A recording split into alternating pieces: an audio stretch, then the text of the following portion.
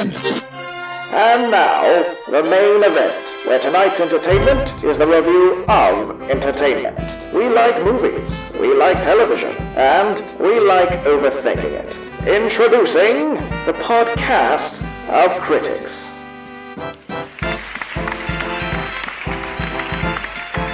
Gentlemen, and also ladies, because this is an inclusive environment. Just the one. Start your engines for the next episode of the podcast of critics. Welcome.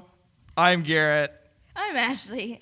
A little shell-shocked. We are starting off on fire today for the last of the episodes in our current series in our Disney Channel Original Summer. Nice, you did it this time. I did. That's awesome. You were so sad that you didn't get to do it. I was a little sad I didn't get to do it. You should do it. I'll do it at the end. We'll come back to it. Okay. I'm curious. Yours was very high pitched, so I am curious to see how that's going to sound when I throw the effects on there. So either you're welcome, listeners, or sorry. But we're back. We're back with the last of these in our trilogy. This is our first entry, also, of the Disney Channel Original Summer. I believe it is my hope, my dream, perhaps my fear, that we will come back to this. To what? Disney Channel Original Summer? Yes, that this will be a recurring series. Maybe we do it, maybe not every summer, but every other summer or so. We'll come back because we got a lot of Disney Channel movies we haven't done this time around. We only did 3. Mm-hmm. So we'll come back, I think, in the future.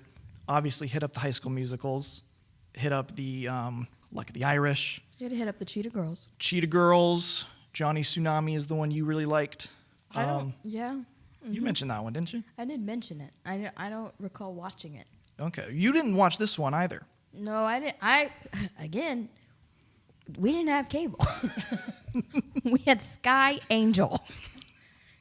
That sounds like an evil AI. It was Sky Angel. It was a little bit. It was a Christian-based dish. Oh. Shoot off. Well, let's talk about our origins with this one. So this is the one that I picked our first episode in the series, which was Now You See It. Mm-hmm. You picked the second one, which is Windy Woo. We kind of defaulted and agreed on, and it sounds more or less like I kind of picked this one by default, I guess, since you didn't really know it. Well, it had been mentioned to me by a few folks that this would be a good one to add. The community. Were soliciting that we were doing Disney Channel Original Summer. Mm-hmm. To our friends and maybe future members of the cast of critics. Perhaps. And so I was asking around. I said, what do you think we should do, And so this one came up quite a bit as something that was very nostalgic for folks. I didn't remember it super well. I remember liking it. I think I've said because we both watched this ahead of time too. We just watch it together now. Right. But we both also kind of took a weekend beforehand to watch in advance and kind of refamiliarize myself in my case. And I was kind of ambivalent coming into it because... Why is that? Well, Now You See It, I really liked. That was one that I had kind of forgotten about until when we were looking over the ones we wanted to do. I was like, oh yeah, that one. I'll do that one. I immediately was kind of waffling on which one I wanted to do. And when I remembered that one, I was like, oh, Now You See It, yes. Windy Woo, you were pretty dead set on. I was set on it. Yeah. And this one, I was like, this last one, I was really waffling on. I was like, I don't know.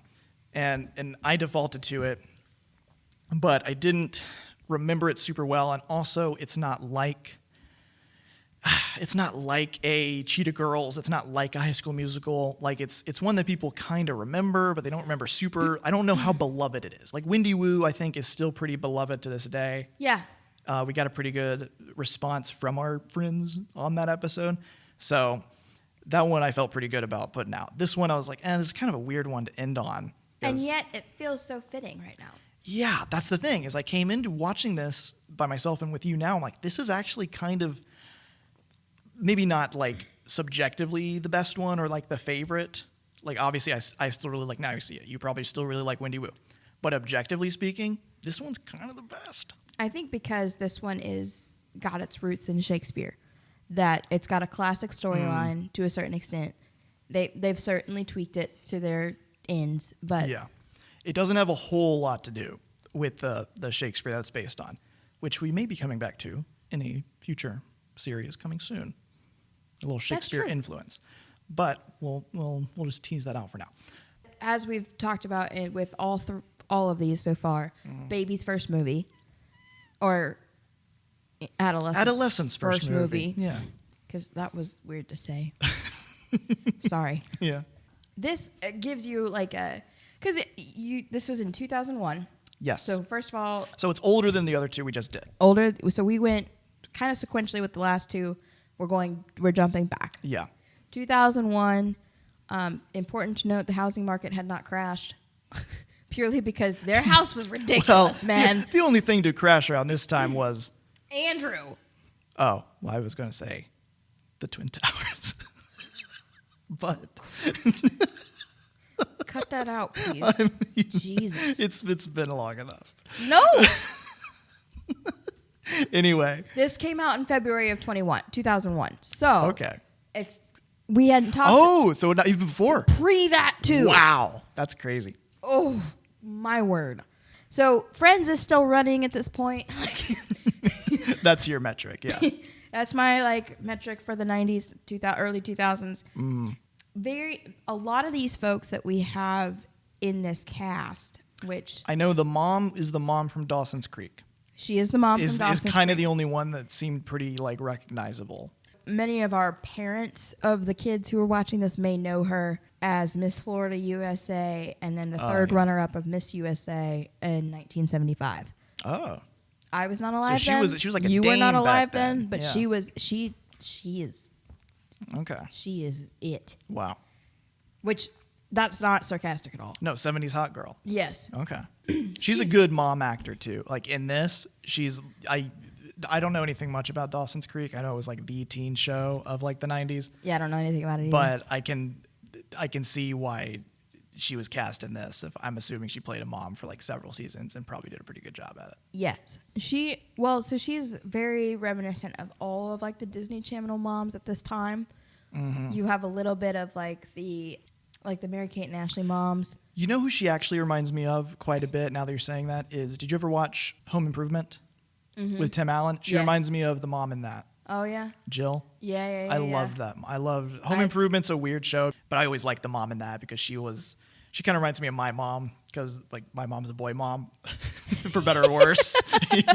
She just got my brother and I, and so that same thing with this mom where it's like she this clearly raising two boys like and a girl, but is definitely like exists in a masculine space, which is a big part of this movie. Right. So we've got mom. Dad is Timothy Carhart. Of Carhart? I don't think so. It did not mention. But he is a Broadway actor. Oh. He was part of the Broadway revamp of A Streetcar Named Desire, which you may know from I a do while know. back. Yep. Great And movie, then, great play. He was starred in the CBS show Island Sun that ran for a couple years. Recurring roles in CSI 24. Also had a role in Ghostbusters, the 1984 one. Okay. I'll have to go back. And then the twins, Trevor O'Brien, which is the boy who gives us our main character's big break. Yes. He was most notably, he's been in he's guest starred in many different like TV shows and such. His most notable role would have been Gridiron Gang outside of. That sounds familiar. Gridiron Gang is the football movie with Dwayne The Rock Johnson. Not The Game Plan. Not with the little girl from Corey in the House. Gridiron, I think, is the one where they were in prison. Is that what it's called? The Game Plan? Am I That's misremembering? the Adam Sandler one. Fuck. No. I swear it's called The Game Plan. Oh yes. The one where he has Madison Pettis. He has a daughter. Yeah. Yes. Yeah. Yes. You're thinking of The Longest Yard as the Adam Sandler one. Yes. Which is based on a 70s comedy. It's a remake of a 70s comedy too. Right. Gridiron Gang is similar to The Longest We're Yard. 3 movies away from the one you were talking This is about. so convoluted. Anyways, I thought I knew what I was talking about. I didn't. And then we also have the other twin, who is our main star. Our main girl, yeah. Alana Austin. She is most notably Abby Logan in Ink. I don't know what that was. Nope. And then Simple Twist of Fate, a movie with Steve Martin. She was the child that Steve Martin adopted named Matilda. Of course, cannot forget our youngest. our real star of the show, Scott Terra playing Jason. He seemed kind of familiar. Yes, he is. I'm going to tell you why he's specifically familiar specifically familiar to you. Okay. He was Mike Parker in Eight-Legged Freaks. And who's your favorite Marvel character? Daredevil? Mm-hmm. He was young Matt Murdock. In the most recent? No. Oh, in the original? In the In the Ben movie. Affleck one? Mm-hmm. Wow. Mm-hmm. Okay. Mm-hmm. Interesting. That does sound kind of familiar. Yes. I can see him being a good young Matt Murdock. Yes. Wow. Anyway. So that's our family. And they're all pretty good. Yeah, and unlike Wendy Wu, so none of them really have any like huge breakout things. This is Well, and I think that's the other thing. not saying this is the culmination of their careers, but this is also not like not a low point or anything either. No. Yeah, it's just kind of they're all kind of middling, which isn't to say that's bad. Like they did a good performance in here. But that is the other unique thing about this one, kind of going backwards from like the Wendy Wu Now You See It period, where like that was a period that was kind of like our peak Disney period, I think, growing up. Is that's when you have had those who have they both have stars in them Yeah, who had bigger things. They pulled from their like sitcoms, and it was like Ali Mashalka, you're in Phil the Future, you're gonna do this one. Brenda Song, you're in Sweet Life, you're gonna do this one. And they had like cowbells with Ali Mashalka too. They had all these other ones that like they just use whoever they happen to be big at the time, Right. and would put them in like an original movie. So none of these people were like on a Disney show or anything at the time. But this also predates really the Disney Channel hardcore sitcoms, I think. True. Yeah, this is like pre That's So Raven and that whole boom. Yes. Like, I'm sure they had a few, but yeah, this is pre our time. But it clearly ran in like reruns for me is how I remember this one. It was one that they would just put on a lot. Well, because it's fun. It's very fun. You've got like the classic racing and the classic storyline. Yeah, well, let's talk about the storyline. And we mentioned kind of at the top the Shakespeare influence. So this is loosely, very loosely based on Twelfth Night. Right. Which is TLDR, not a Shakespeare play I'm super familiar with, but as I understand it, is one of the better comedies. It is one of his, like, at the minimum, like, top 5 funniest Shakespeare plays, probably. TLDR, like, girl disguises herself as her brother, who she thinks is dead, to try and like influence the love life of this duke who is in love with another girl. Crazy funny, kind of gay love triangle happens, and all's well that ends well. Basically, everyone's alive. Everyone ends up with who they're supposed to end up with in the end. Classic Shakespeare shenanigans ensue. So this one is very similar. Just as gay and just as funny. It's pretty funny. It's very gay. Yeah. So this is.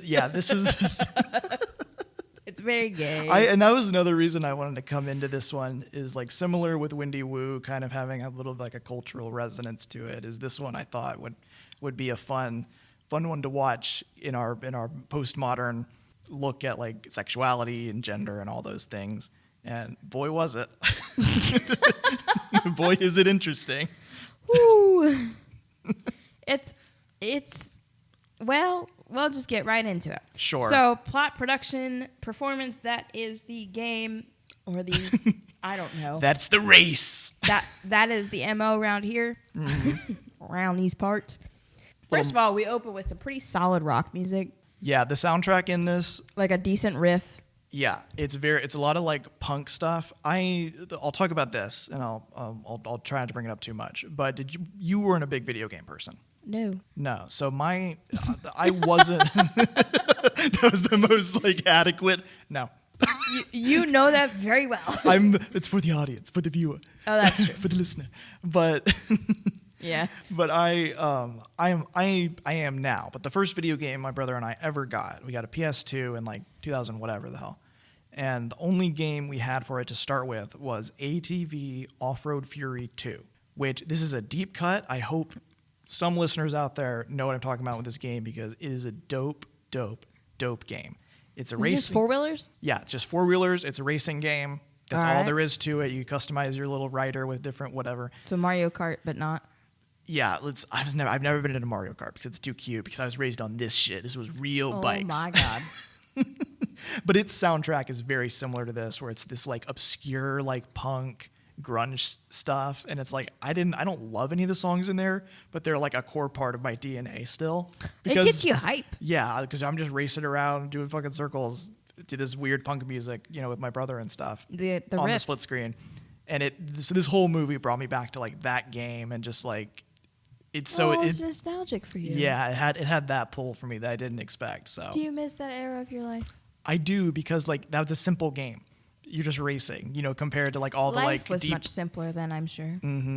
Like now I'm into like RPGs and shooters and whatever, and so that's simpler time. But anyway, the soundtrack of this reminds me of that a lot. It is just your like 2000s punk rock type shit. Yeah, it's good. It's good. It's It vibey. sets the tone. Yeah, It's very vibey.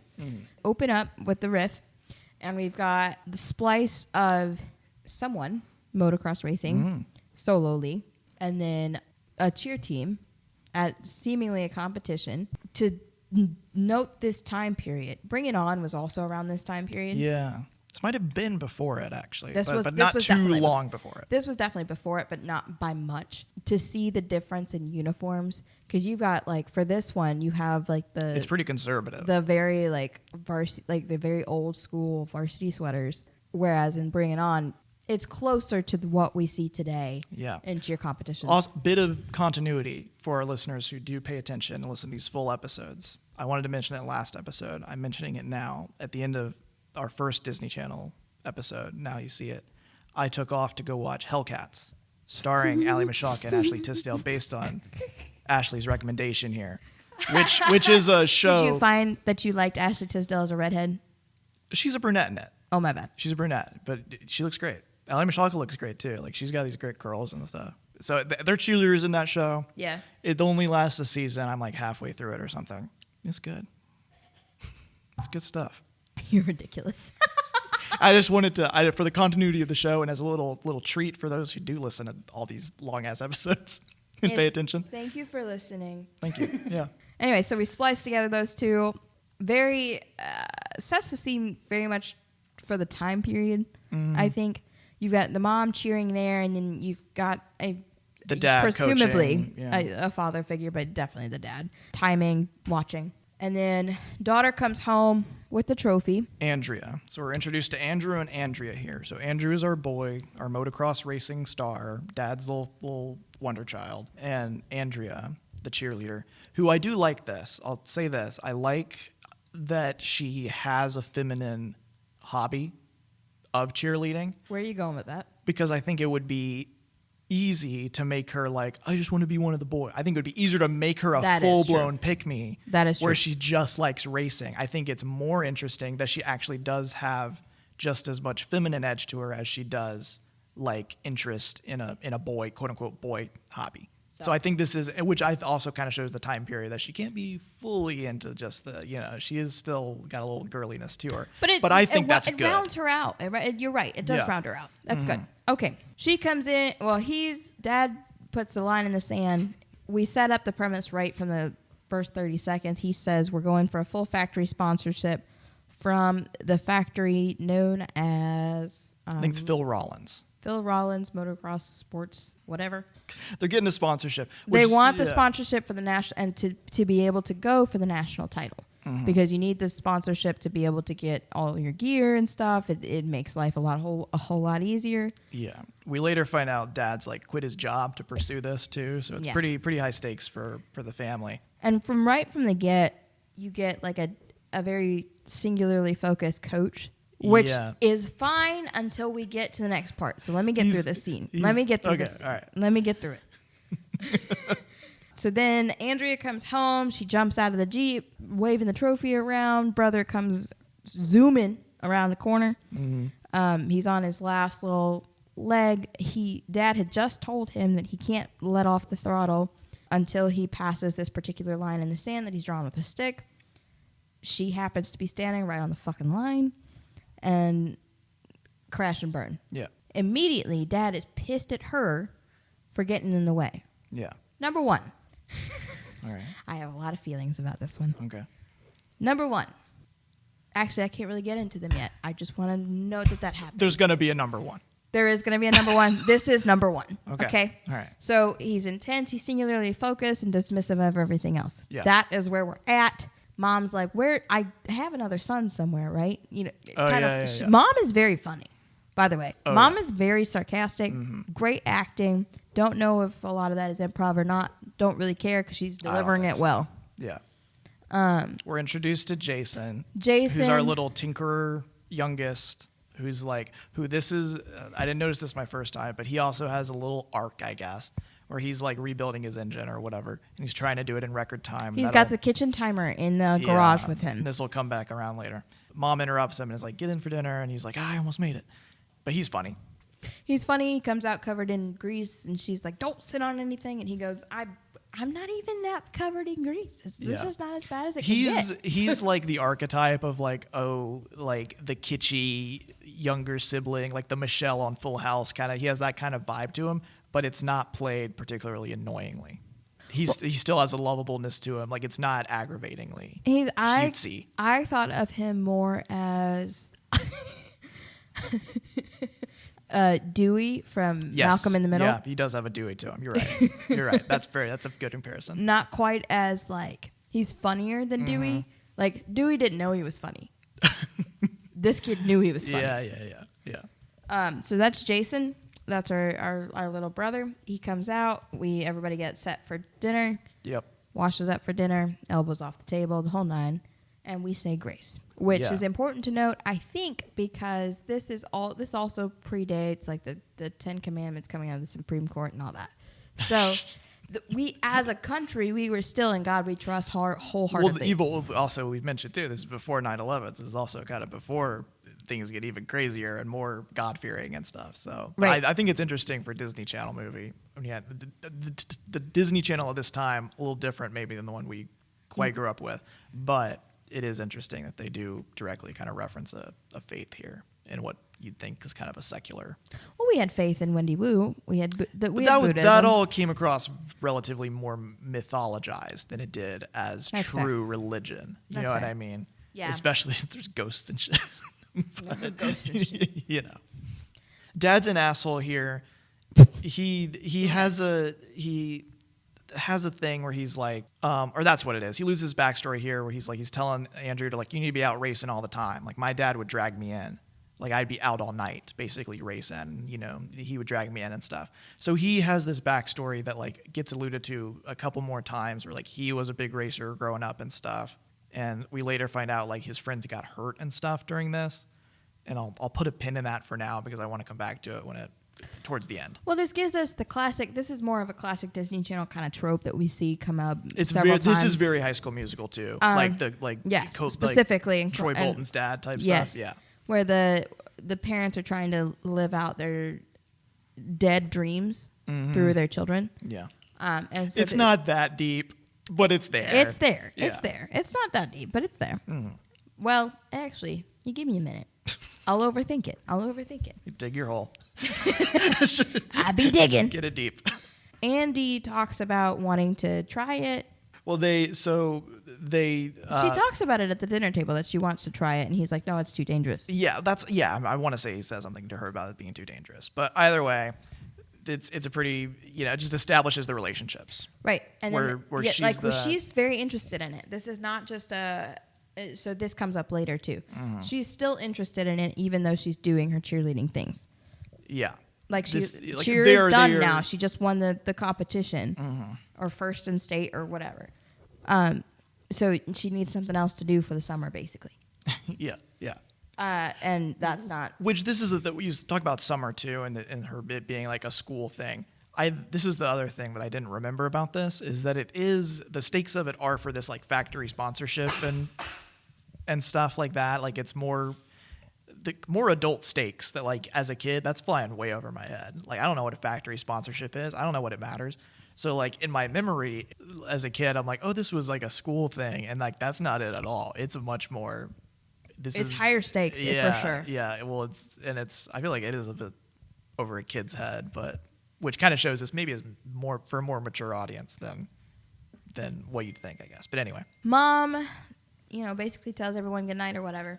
The twins are talking about their day. you know. And She's like, Dad and I are going out of town tomorrow, and they're like, oh, dope, we get to fucking like play on the track, hell yeah. Yeah. So we cut to them playing on the track, and or they try to. Jason like catches them and is like, oh, this is a bad idea, whatever. He's very quickly like just Dad would into be it. pissed if he knew what you were doing.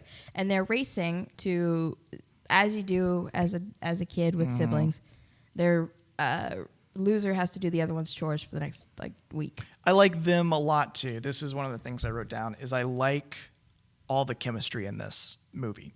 All of the siblings especially, and the mom and stuff, because we just get the most screen time with them more so than the dad comes in and out. But the siblings and the mom, this feels like such a real family. They very all supportive, very wholesome, But and still ragging on each other a little bit. And not in an icky, I'm going to go back to Full House, not in an icky Full Housey kind of way where it's just super sappy and stuff. Like they still rag on each other in a way that's like, it's got a little Disney Channelism to it where it's a little like not hyper cringy or whatever, but but it's just, it's, I don't know, it's fine. It's good. And they all look. It's normal.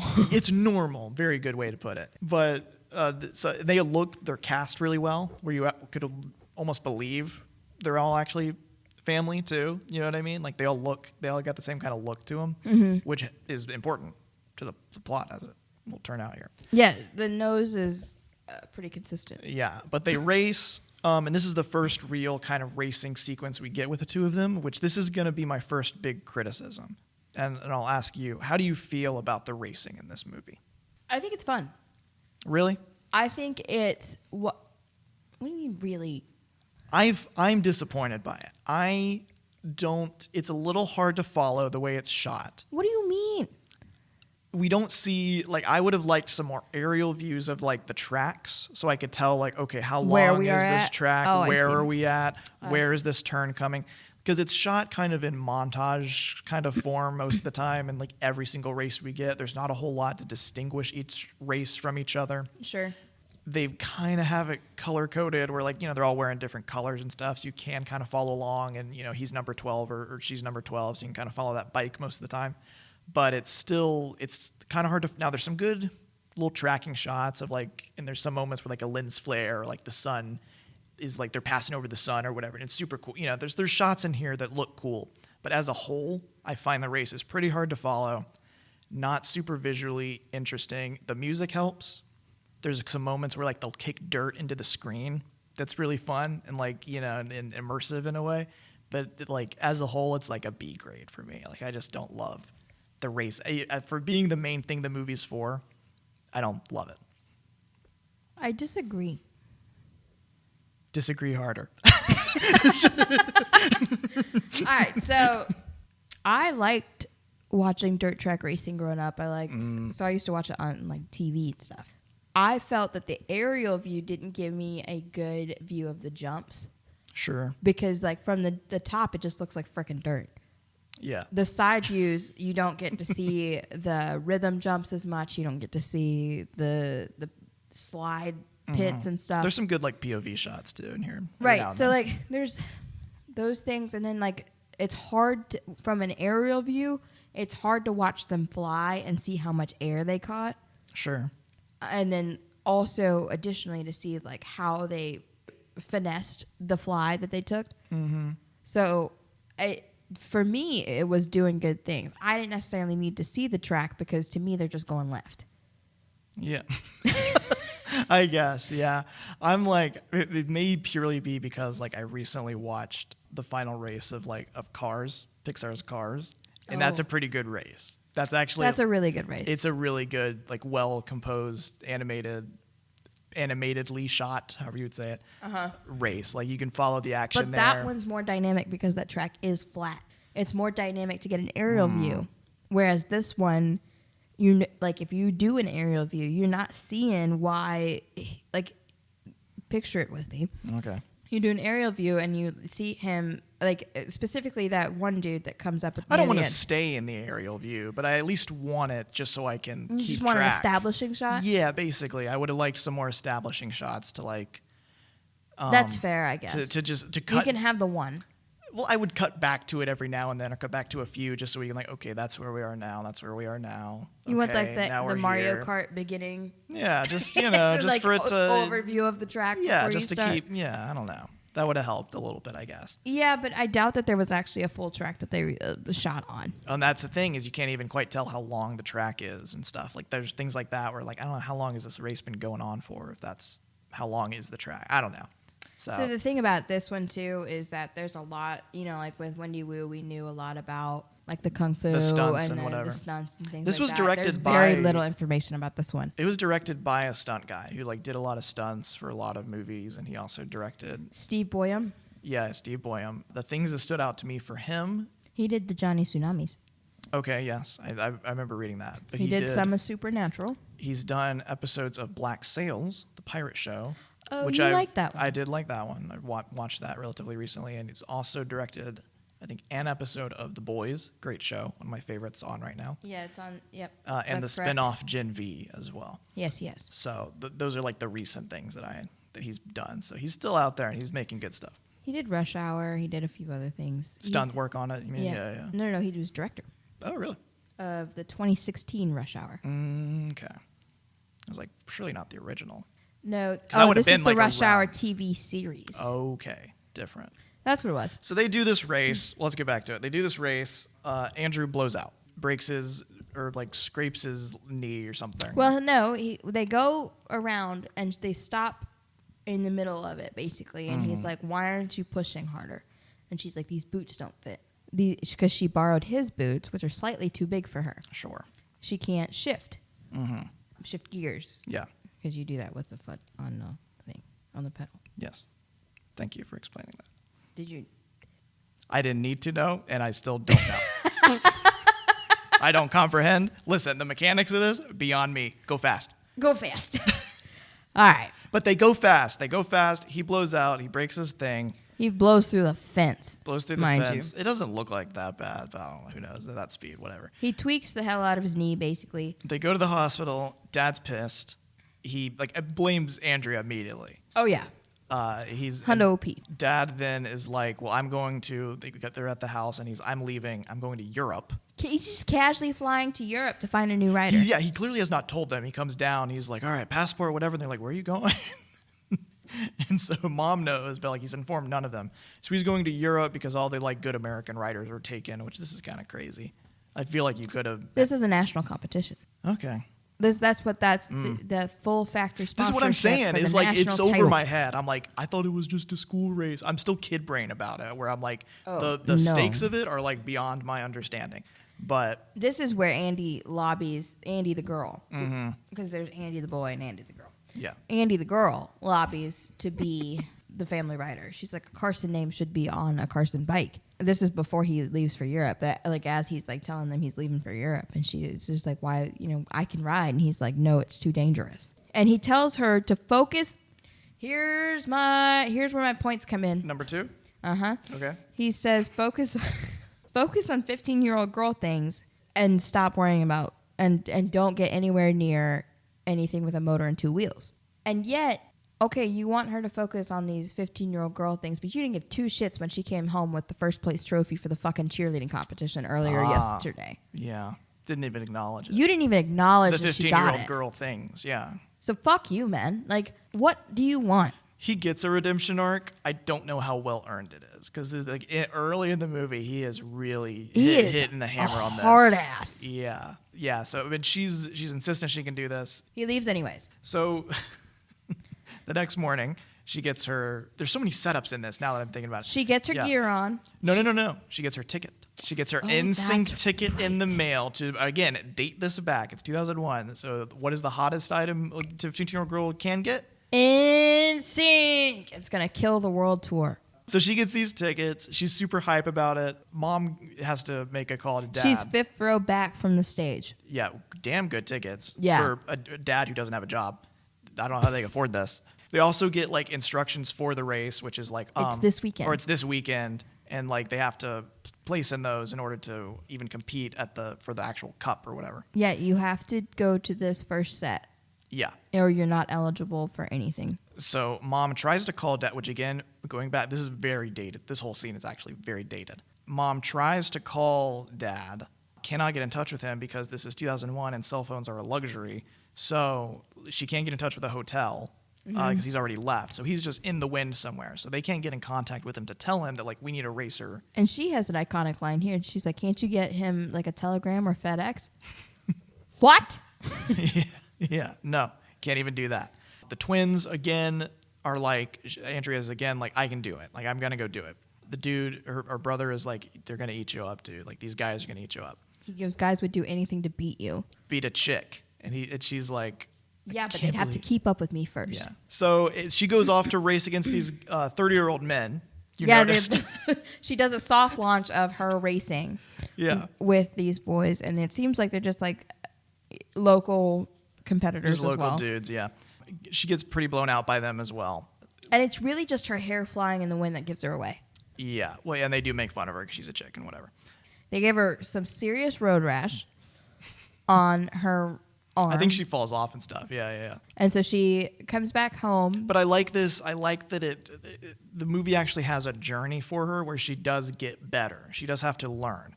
I do feel like even if this was made in like Wendy Wu times in like 2006 or so, or even later, she would be like instantly better, more competent. I feel like they would want to emphasize the girl powerness of it more by making it so that so that she is like, oh, she's actually really like, she would beat those guys. But that's part of the 12th Night arc, is that she has to like learn how to be him. I like that. I like that a lot, that she has to earn it. I think that adds a lot to it. Yeah, thanks Shakespeare for that. Mm-hmm. We thank Shakespeare for a lot of things, a lot of words even. And for the gay boys. Yeah. But she goes back, and Andrew gives her the idea of, like, I think he says, again, just kind of emphasizes, she's like, you mean they wouldn't, pick on me like that on the track if I were a dude? And he's like, unfortunately. He's like, it's literally just your hair. If they couldn't see your hair, they wouldn't know that you were a girl. Yeah, which gives her the idea. So then we get to the great comedy scene of this whole thing. Where Andrew, Mom, and Jason go to, like, they have parts that they're going to pick up from, like, the parts store for the bikes and stuff. That we meet Jimmy. And they're like, where is she? And twin brother is like, we need to figure out a name for him other than his actual name. Andrew. It's his name. What are you talking about? I don't know. I don't want to refer to him as Andrew. It's weird. How's that weird? Because we call him Andi a bunch, but we also call her Andi. It's very confusing. She's Andrea. He's Andrew. It's very confusing.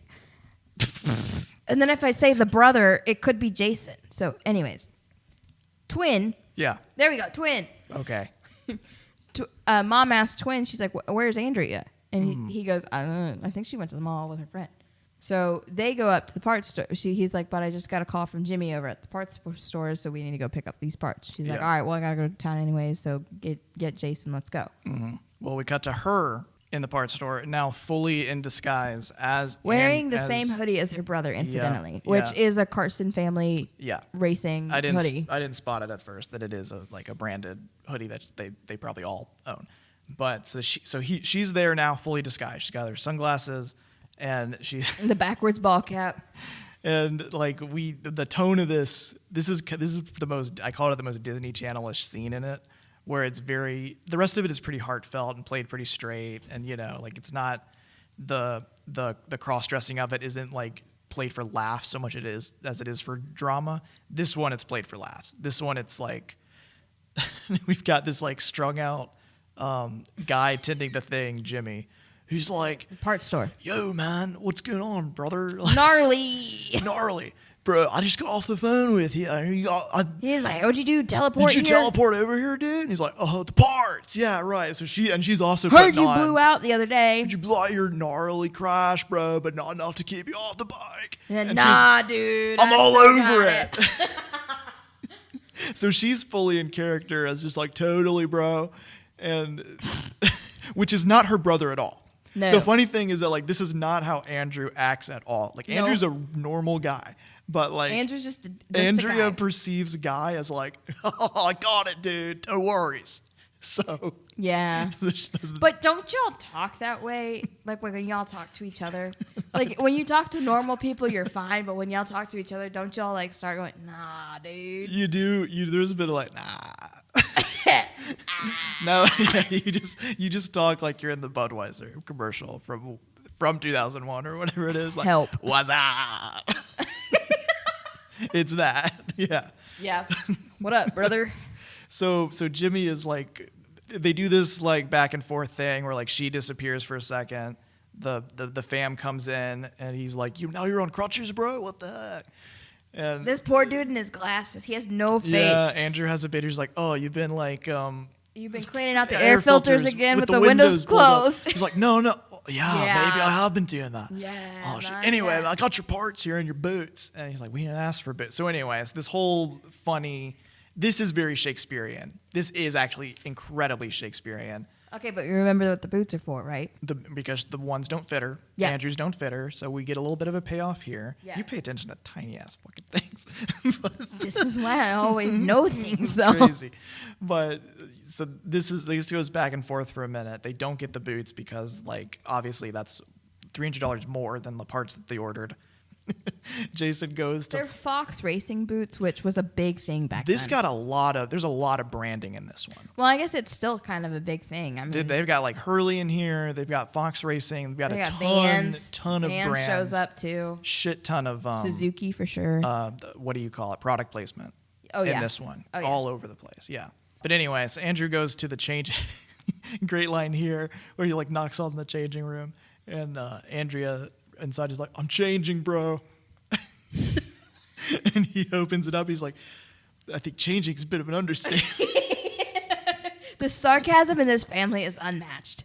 It's Unmatched. great. Again, just really funny chemistry here, man. Like they just feel like siblings. Yeah. You know, they just have that vibe.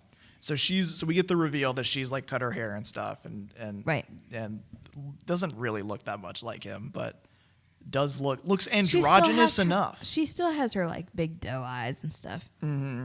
But like, So then Jason is like, or Jimmy is mind fucked by them like switching spots, and Yeah. then you get this really cool shot of the twins talking in the mirror. Jason's kind of standing in front of. Mom comes back. Mom starts to look at a shirt and is like looking in the mirror, and then is like, wait a minute, there's two of you. Yeah. And it's like a continuous shot where like they're in the mirror for one of it. It kind of pans over to the mom. It pans back to the mirror, and Andrea's gone. Mm-hmm. So it's some fun little, just subtle cinematography here that they're doing. That's actually pretty good stuff, and also visually funny. This whole scene is pretty good. Again, it's very Shakespearean. It's very like comical misunderstandings, characters entering and exiting a scene. What you can see it on stage. You can see the 12th. I'm sure there's probably is a scene in 12th Night that is very similar to this. I imagine. Right. Or in any other Shakespeare play, I'm sure. So great scene. Really captures the vibe of that. Love it. Yes. Oh, mind you, while the twins are talking to each other, Jason is present, and So he's clued in. we tell Jason to shut the fuck up. Don't tell mom. Yeah, don't tell mom. And he's like, I don't know why y'all keep looking at me when you say this shit. and she just gives him the eye. We get back home. Andrea, very smartly, I think. Yeah. This is where I'm like, that's pretty clever. She comes out in a bathrobe and a towel over her head, Right. so you can't see her hair. Mm-hmm. And is talking to mom, and her mom's like, well, where have you been all day? And she's like, oh, I was just at the mall. She's like, oh, did you buy anything? And she's like, yeah, some clothes. And the twins, or the twin says, yeah, she's going for a whole new look or something like that. Yeah. Little brother goes, Jason's like, you'd hardly recognize you'd her. hardly, Yeah, and yeah. he gets hit. He Yeah. gets hit by twin. Mm-hmm. And so mom is just like, huh, okay. And she lets it drop, right? She asks, she's like, is anything going on? And Yeah. they're like, no, not at all. And she's I'll find "Mm." out about it eventually. She's like, I will find out. And they're like, no, not at all. So she does. We find Jason in the garage working on his motor. He gets interrupted again by mom, who just stares at him. Which, she says nothing to him. yeah, and this is funny. This is good. I like this a lot, and this will come back in a moment.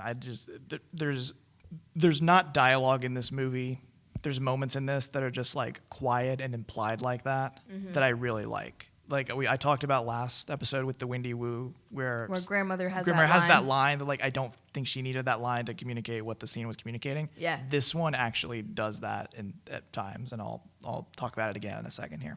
So she gets it out of Jason, presumably. We cut to Jimmy's back. So hey man, first thing in the morning, I got these boots. Hey man, I got these boots you said you didn't need or do need. Here you go. So he pulls up. He's got like. She's like, do you have your driving glasses? This is where I learned about driving glasses and night glasses. I did not know this was a thing until this movie. I was like, what? People need. Oh wow. So it's presumably early in the next morning. It's it's early morning. Jimmy's there to like pick her up. Mom comes out and is like, pretty sure the mall doesn't open till 10. You know. She's like, I don't know where Andrew's going. The sun is not up. Yeah, I don't think you'll be taking her anywhere or him anywhere, Jimmy or whatever. And he's like, well, better get your motorcycle down from my truck. I got other places to go if I'm not going with you. And so, unfortunately, this is the last we see of this character, Jimmy. He was great for the 2 seconds he was on screen. I was hoping he'd come back around in the end. It's He's like fantastic, he'd be in man. the garage working with them as part of, he'd be hired or something like that. No. You know? He's absolutely used again for sure. Yeah, he makes a good. He's funny. Mom lays into Andrea. Jason is present in the kitchen here, and she's like, you know, basically just. Is this guilt? Are you wanting? Is this actually something you want to do, or are you doing this out of guilt? Because first we get Jason. She chews Andrea out. Andrea like leaves away, and that's true. Jason's like, she broke me. I'm sorry, whatever. And then Jason has a cute little. She should work for the CIA. Yeah. And Jason's like, you know, like we're learning about women's rights. This is also a little odd. In school, they were teaching us about women's rights, and they said that women can do anything that guys can do. Yeah, like they can have any job they want now, and how much progress we've made. Which, just hold on, kid. But what a they time. took away those rights. Yeah, buddy. Oof, I don't know, man. But anyway, so. You get sad music start to play as soon Yeah, as, it's a little soap opera-y. and Mom's in the kitchen just kind of staring out the window, and she's like, Geneva talking to herself. Just fold your laundry. Just Think let it about go. something else. Which I you could take that line out here, but I do. But she seems like the kind of mom that could talk to herself. So, you know, I don't know. I'm so on it. Now I'm talking to myself. Let people talk to themselves. No, you're right. That's what I'm saying. Is like I buy this more than Sai Chen's line. I buy this more than you will be a great warrior.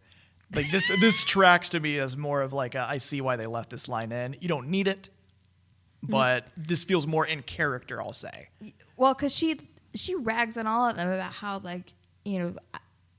she knows everything. So of course she would consult with herself, the expert. Yeah. But I like so she gets some character stuff here, and then she goes into the garage and is like, "Why do you want to do this?" Is it out of guilt, or is this something that you actually want to do? Mm-hmm. And Andi basically says, "Which one will get me there?" Yeah. Which answer do you want? Yeah. Both, honestly. Mm-hmm.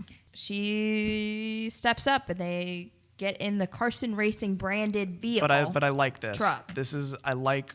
This scene could have stretched on longer. Mom and daughter road trip. Yes. This could have been a long drawn out. Where it's like, I just want to prove myself. I just want to make Dad proud. Whatever. You know what I mean? You could have thrown a ton of lines in. This could have been a long drawn out, like Troy Bolton and his dad back and forth kind of conversation. Absolutely. Mm-hmm. Instead, it's like a quick 3-4 lines between the mom where they just kind of like, why do you want to do this? Just, you know, and she knows. Yeah. And the acting is good.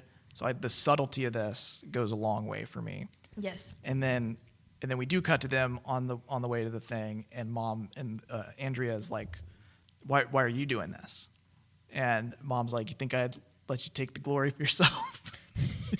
You know me better than that. Which is such a mom thing. You know what I mean? Like that is, she's saying like, because I love you.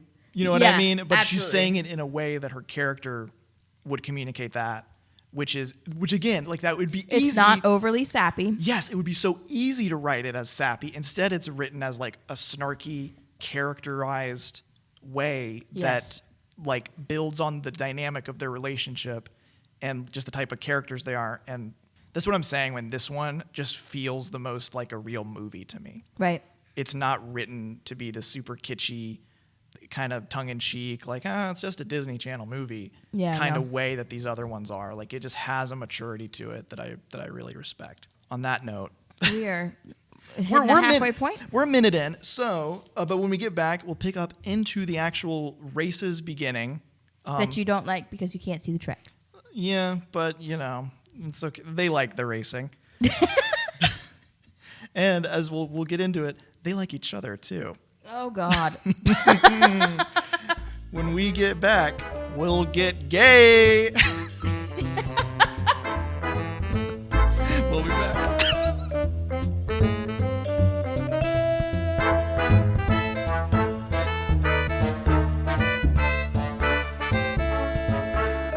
I got a question for you, Grant. I have an answer. You ready to ride? I'm ready to win, baby. Oh, shit. Oh no, I hit the gate. Oh no, now I'm in last. Guess I gotta take your place. That's foreshadowing for what's about to happen here. So We get to the race. we pick up with Motocrossed. We're at the big race. We're there. Carson Racing got their big truck. Mom's there. Mom's unloading it. Everyone immediately makes fun of Andrew. I'll do quote unquote Andi. Andrew. Andi. Andi. At this point, we'll call her Andi Yeah. in disguise as her brother Andrew. Yeah. So everyone's making fun of her because her mommy's here. His Yes. mommy's here. But then he goes to register. He's got to go to fill out the paperwork. Yes. He fills it out as Andy. And they notice, Some His. green nails. yes. Really well done manicure, by the way. Is it? Yeah. See, I don't know anything about that. Okay. But yeah, so she Andy says something like that, like, oh, it helps secure the handlebars and like limits the arm pump on the whatever. So yeah, The vibration from the arm pump. some bullshit. And they're like, It "All right, absorbs the vibration from the whatever." arm pump. But there's also payoff to this later too. Every little bit in this movie. This movie does do it well to where it's Ocean's, and we did discuss this whilst watching it, Ocean's level of details. Yeah, nothing's like a throwaway joke, really. Like, I mean, they are, but it's, but they all come back around. You got Andy with her green nails. Yeah, she You registers. got Mama pulling out her nail stuff to do sitting at the table. Yes. And then Homegirl comes over. One of the some- flag girls, yes, I think, are what yes, they are. Yes, that's what it is. One of them comes over and is like, I just noticed you have your nails. Can you take them? And Mom's like, say no more. So, so now like Mom has got like a girl there, and some of the rival racers from this other big company, Art In Henderson Racing, Yes. yeah, who are dressed in green. And they're very branded. They're like very well branded. Yeah, they're the ones to beat. Basically, they got a lot of money. They got like good equipment and stuff. This is like they already exist under a sponsorship, and they're trying to get, I guess, another sponsorship or partnership or whatever out of this race. Yeah. They're trying to double sponsorship. This to is be able another to good do parallel to Cars, because the villain car in Cars is also green. This. Oh, Even I guess they're not really the villains. They're just they're not too villainous. But anyway, yeah, that's true. I'm drawing parallels where there aren't any. What? Don't worry about it. But It's so been a they while. so we see one of their racers anyway notice this, and he's She's the good-looking one. the good-looking Dean Talon, which what a name, Dean Talon. I want the last name Talon. Talon's a pretty That's badass really name. fucking cool. It is pretty, yeah. It's almost too cool. Who is in love with someone with an also like stupid kind of cool name, Farron Henderson, who's the daughter of Art Henderson, Henderson. who like owns this thing. Yes. She's a bitch. Typical, Hey yo. typical. I'm in my hater era these past two movies. I just cannot stand these women, dude. They suck. The queen bitch. Yeah. Please be specific when you Class- say that you hate women. Please be. You can be a hater. That's fine. You just have to be specific about who you This hate. definitely isn't the movie for me to say I hate women. Yeah, no, but so the queen bitch that is Farron Henderson. So she's like, They say something to each other, and he basically stumbles all over his words, much like he stumbles over his bike. He falls down. That's right. He falls down looking at her, and he's like, this dork. She's like, this fucking dweeb. So that is set up that like he likes her, and she like wants another good. She's just better than him and everybody else. Meanwhile, they notice that Andi Has all the flag girls. Yeah, has flag girls like lining up to hang out with mom, basically, which they perceive as being like, oh, like They're there to hang out with Andi. yeah, they're like, oh, this guy's getting like mad action from these babes, and No. that's what they say. No. It's how they put it. That's not what's happening. No, that's not what's happening. And so he's like, you should ask that kid for help or whatever. Anyway, and so Andy's like interviewed. Although he was being nice. He was like, he did like do like a little Yeah, like, he gives him like a shaka. what's up. Yeah, he gives him, yeah. So he does welcome him. So he's established as like being from like the big This company. kid's just a nice kid, it seems, even though he's part of this big racing thing. Yeah. Andy's like interviewed at some point here by like a representative of the Phil Collins sponsorship. Rollins. Phil Collins. That's a very different vibe. I can feel it coming in the air tonight. Phil Rollins. Oh, Lord. The Phil Rollins sponsor, people. This is a vibe. Wow. We're fine. Okay. This is a late recording episode one, you guys. Recording this one later than we usually do. But so she's interviewed by one of these guys. Well, he starts to, but then he gets pulled away because From- his phone serendipitously rings as he starts to talk Yeah. about the man behind the helmet. Yeah, and it's his boss, who again, this is another thing, will come back around.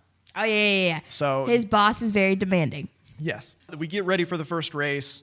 Andy's lined up, ready to go, and off to a bad start.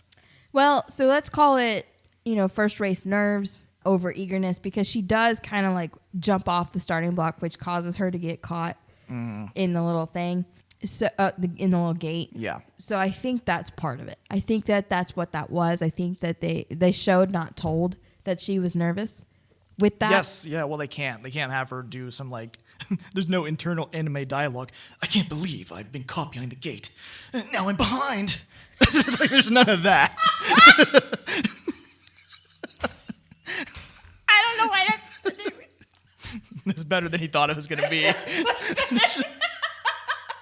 Damn. Wow, I can't believe I'm so far behind. I got to catch up. Yes, that was some Deku type. Yeah. I know what I'm doing.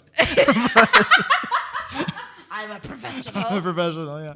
So anyways. so she loses. She comes in seventh, and not only does she come in seventh. No. She didn't even place in this one. She barely finishes on this one, this first Okay. heat. So there were several heats. This is a 3-day competition. Her first heat, she does not even place. She comes in dead last. Not only that, though, that she laps. Is that she ends up so far behind that she's just lapping these guys. And yeah. she does kind of like what I assume Or is she sort of gets lapped. an unsportsmanlike thing where she kind of gets in the way of the people who she's like behind. Yes. And so someone So throws up a sign that like, get out of the way, lapper. Yeah, they hate her. Yeah. So there's that one.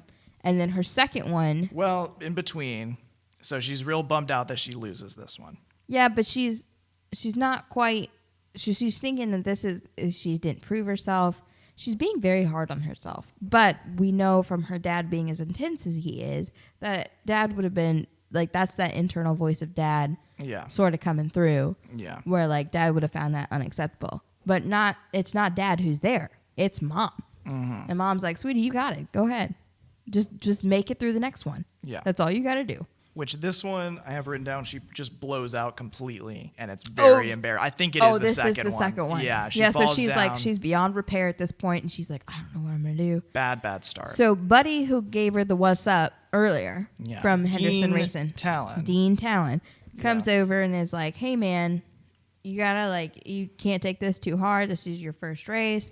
I bet you're the best back home. Yeah. And she's like, yeah, basically. Which this reminded me of like a conversation I had with a friend back in probably like late middle school, because the high school we went to Ooh, good lord for you. was a magnet school, Duh. which is like for like advanced smart people. That's what they say anyway. God knows, but that's the idea. The degenerates that we were. Yeah. Go ahead. Anyway, but so when we have like 2 or 3 of those around here, basically. And so it was like, and I heard someone describe that went to the other one, like one of my middle school friends that went to one of the other magnet high schools around here locally, was like, everyone at that school is the smartest person they know. Yeah. Which is, I think, a very true axiom of achievement and stuff. Is that you will encounter people who were like, you might be the best where you came from. You're always going to be a small fish at some point. Oh, for sure. Well, but then the other thing about this too is it's just good dialogue. It's good writing. It's great. It's great because it's also relatable for us, like academic nerds. It's real lesson shit. Yeah, it's applicable. Yeah, it's applicable beyond this world of sports that the movie is taking place in. Right. And so he says to her, you know, all these guys out here are the best in their hometowns. Mm-hmm. That you come here, you have to prove that you can handle the adversity. And so he's like, he offers to train her. And he also takes her to go see their little rig. Oh, yes. This is where they run into Queen Bitch. Yeah, they run into Queen Bitch, and Andi rizzes her up, as the Zoomers say. Okay, well, she was just being a girl. She forgot that she was supposed to be a dude. But Farron, the girl, is into it. Is because she says something like, so I came out, pink chiffon, your perfume, or whatever it is. Uh-huh. She's like, my sister wears it, but it smells a lot better on you. Oh, God, she did actually. Yeah. No, she saves it. That's kind of gay. She first, right. Which, again, is kind of where, like, Shakespeare gets a little gayer with it, where, like, the female twin character who's disguised as a guy is trying to get with another guy.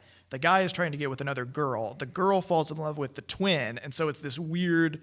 Again, much. Oh yeah, the other movie does this much better. Yes, yeah. I'm not saying the name of that movie. We'll come back with spoiler in future series. So yeah, so in the version where they could have gotten away with it, this Farron character definitely would have been into Andi. Oh yeah. And she was a little bit though. She does have a few remarks here and there. Because when her dad's like, so they walk through, they like a dad who owns Henderson Racing. Art Henderson himself. In the flesh. In the flesh, yeah. Kind of our main villain, I guess, in the end. A little bit. He was like, what are y'all like? He's like, why do you have the competition back here, you know, whatever, at Dean? Yeah, he's pissed that he's giving him this tour. But Dean immediately picks up on the riz that Andi has with Farron. Because Dean can't get a freaking word out. Oh, yeah, stumbles. This poor kid... just gets tongue-tied and nervous. Which I like this too for his characterization because like he's a conventionally attractive guy. And he's a cool kid. He's a cool kid who does like sports stuff. And he cannot talk to girls. Yeah, the fact that he has no riz, that he's a rizless dude is also like a good... True. He has to be for the plot. Yeah. Kind of. That's part of the... that is part of the 12th Night plot too. Sure. He walks out and he's like, wait a minute, dude. Wait a minute, dude. I got an idea. They don't talk like this, but also she's the only one who tries to talk like this. This is true. He goes, I'll teach you to race if you'll help me get Farron. Mm-hmm. And she's like, I don't know, dude. You know, whatever. Meanwhile, Dad comes out. Art Henderson himself comes out and goes, there's something weird about that kid. Weird. He waves his hand. Yeah, he means gay. He does not. He does not. A hand motion too. He does a hand motion. Like something weird about. Like he means something queer about that kid is what he means. It is. He wasn't allowed to say that word. No, they're not allowed to. But it's like this actor communicates. Disney film, mate. He can't talk about it. Yeah, no. It's so, man. It's like it's because he brings up the manicure and he's like the nail polish is a crock and. This is also, I don't know if you've ever heard this particular expression, crock of shit. Crock of shit, yeah. Yeah, okay, cool. Yeah. But anyway, Farron likes him. She stands up for him. Yeah. She's like, at least he's different, at least he's unique or whatever. But yeah, but it is like a step or two below being a very queer coded movie. Yeah. You know what I mean? And I think it's still I can't speak to it because I'm not part of the community. You didn't watch this one growing up? But like, so I don't know, but I imagine this would have been like a foundational movie for people within that community. I'm speculating. Let me know. Well, I mean, in Stick It, the girl in Stick It. What is Stick It? Haley, I think is her name. It's a gymnastics movie. Okay. So there was that, and then it's Haley and Stickit and Missy and Bring It On. Oh. And these are in subsequent years. Those are the like, and then Shigo, of course. But Shigo was an awakening for everybody. Yeah. That's not special. Not saying it's not right. It's absolutely correct, but it's not unique. Yeah. Yeah. So Andi in this is, I think this one was a little niche too. Yeah, it feels pretty niche. Because our generation, we were 5, so this was not something that we would have watched. But again, for me, it was on reruns a lot, so it true. still reached me at least, and so I imagine it still reached others. And That's true. You know, whether it's like her being this little buzz cut mask presenting person, or whether it is like the theme of it of like this weird relationship with a guy who, I don't know. There's a lot going on in this one that I don't know. The pants do good things in this one. On the guys? No. On the girl? Like how she's wearing like the just pants? like the suit, I think, in general. Yeah, just, like when it's like tucked down and stuff like Yeah. that. Yeah. Yeah. I feel you. Like when she's got the tank top on and it just has the suit pants. Well, this will make a comeback too because of the book talk and bike talk coming together. Oh, those. Okay, so I don't know anything about that. It's a real. It's a weird. I thing. believe it. I believe it. It's a weird thing. Anyway, so this kick starts Dean and Andy's little friendship. Yeah, and so he Yeah. says, "I'll train you if you do this." But she is still very disheartened about the fact that she doesn't did take not him up place. on it at first. And she goes and she cries to mom a little. She doesn't cry actually, but she does like whine to mom a little bit And about it. mom gets off the phone with dad, who has not found anybody yet and has not revealed anything to dad. Yeah, mom has. And she goes, Basically- "Oh, you know how forgetful I am. I might have forgotten." Yeah, basically telling Andy that like we're staying in this thing, you and Right. me. So she's like, So you she- just have to figure out a way to win. And she was like, well, wait, I know how. And So she goes runs back off to Dean. Yeah. And she's like, I got you. And he's like, all right. So we cut to I think this is where we get this is the great montage.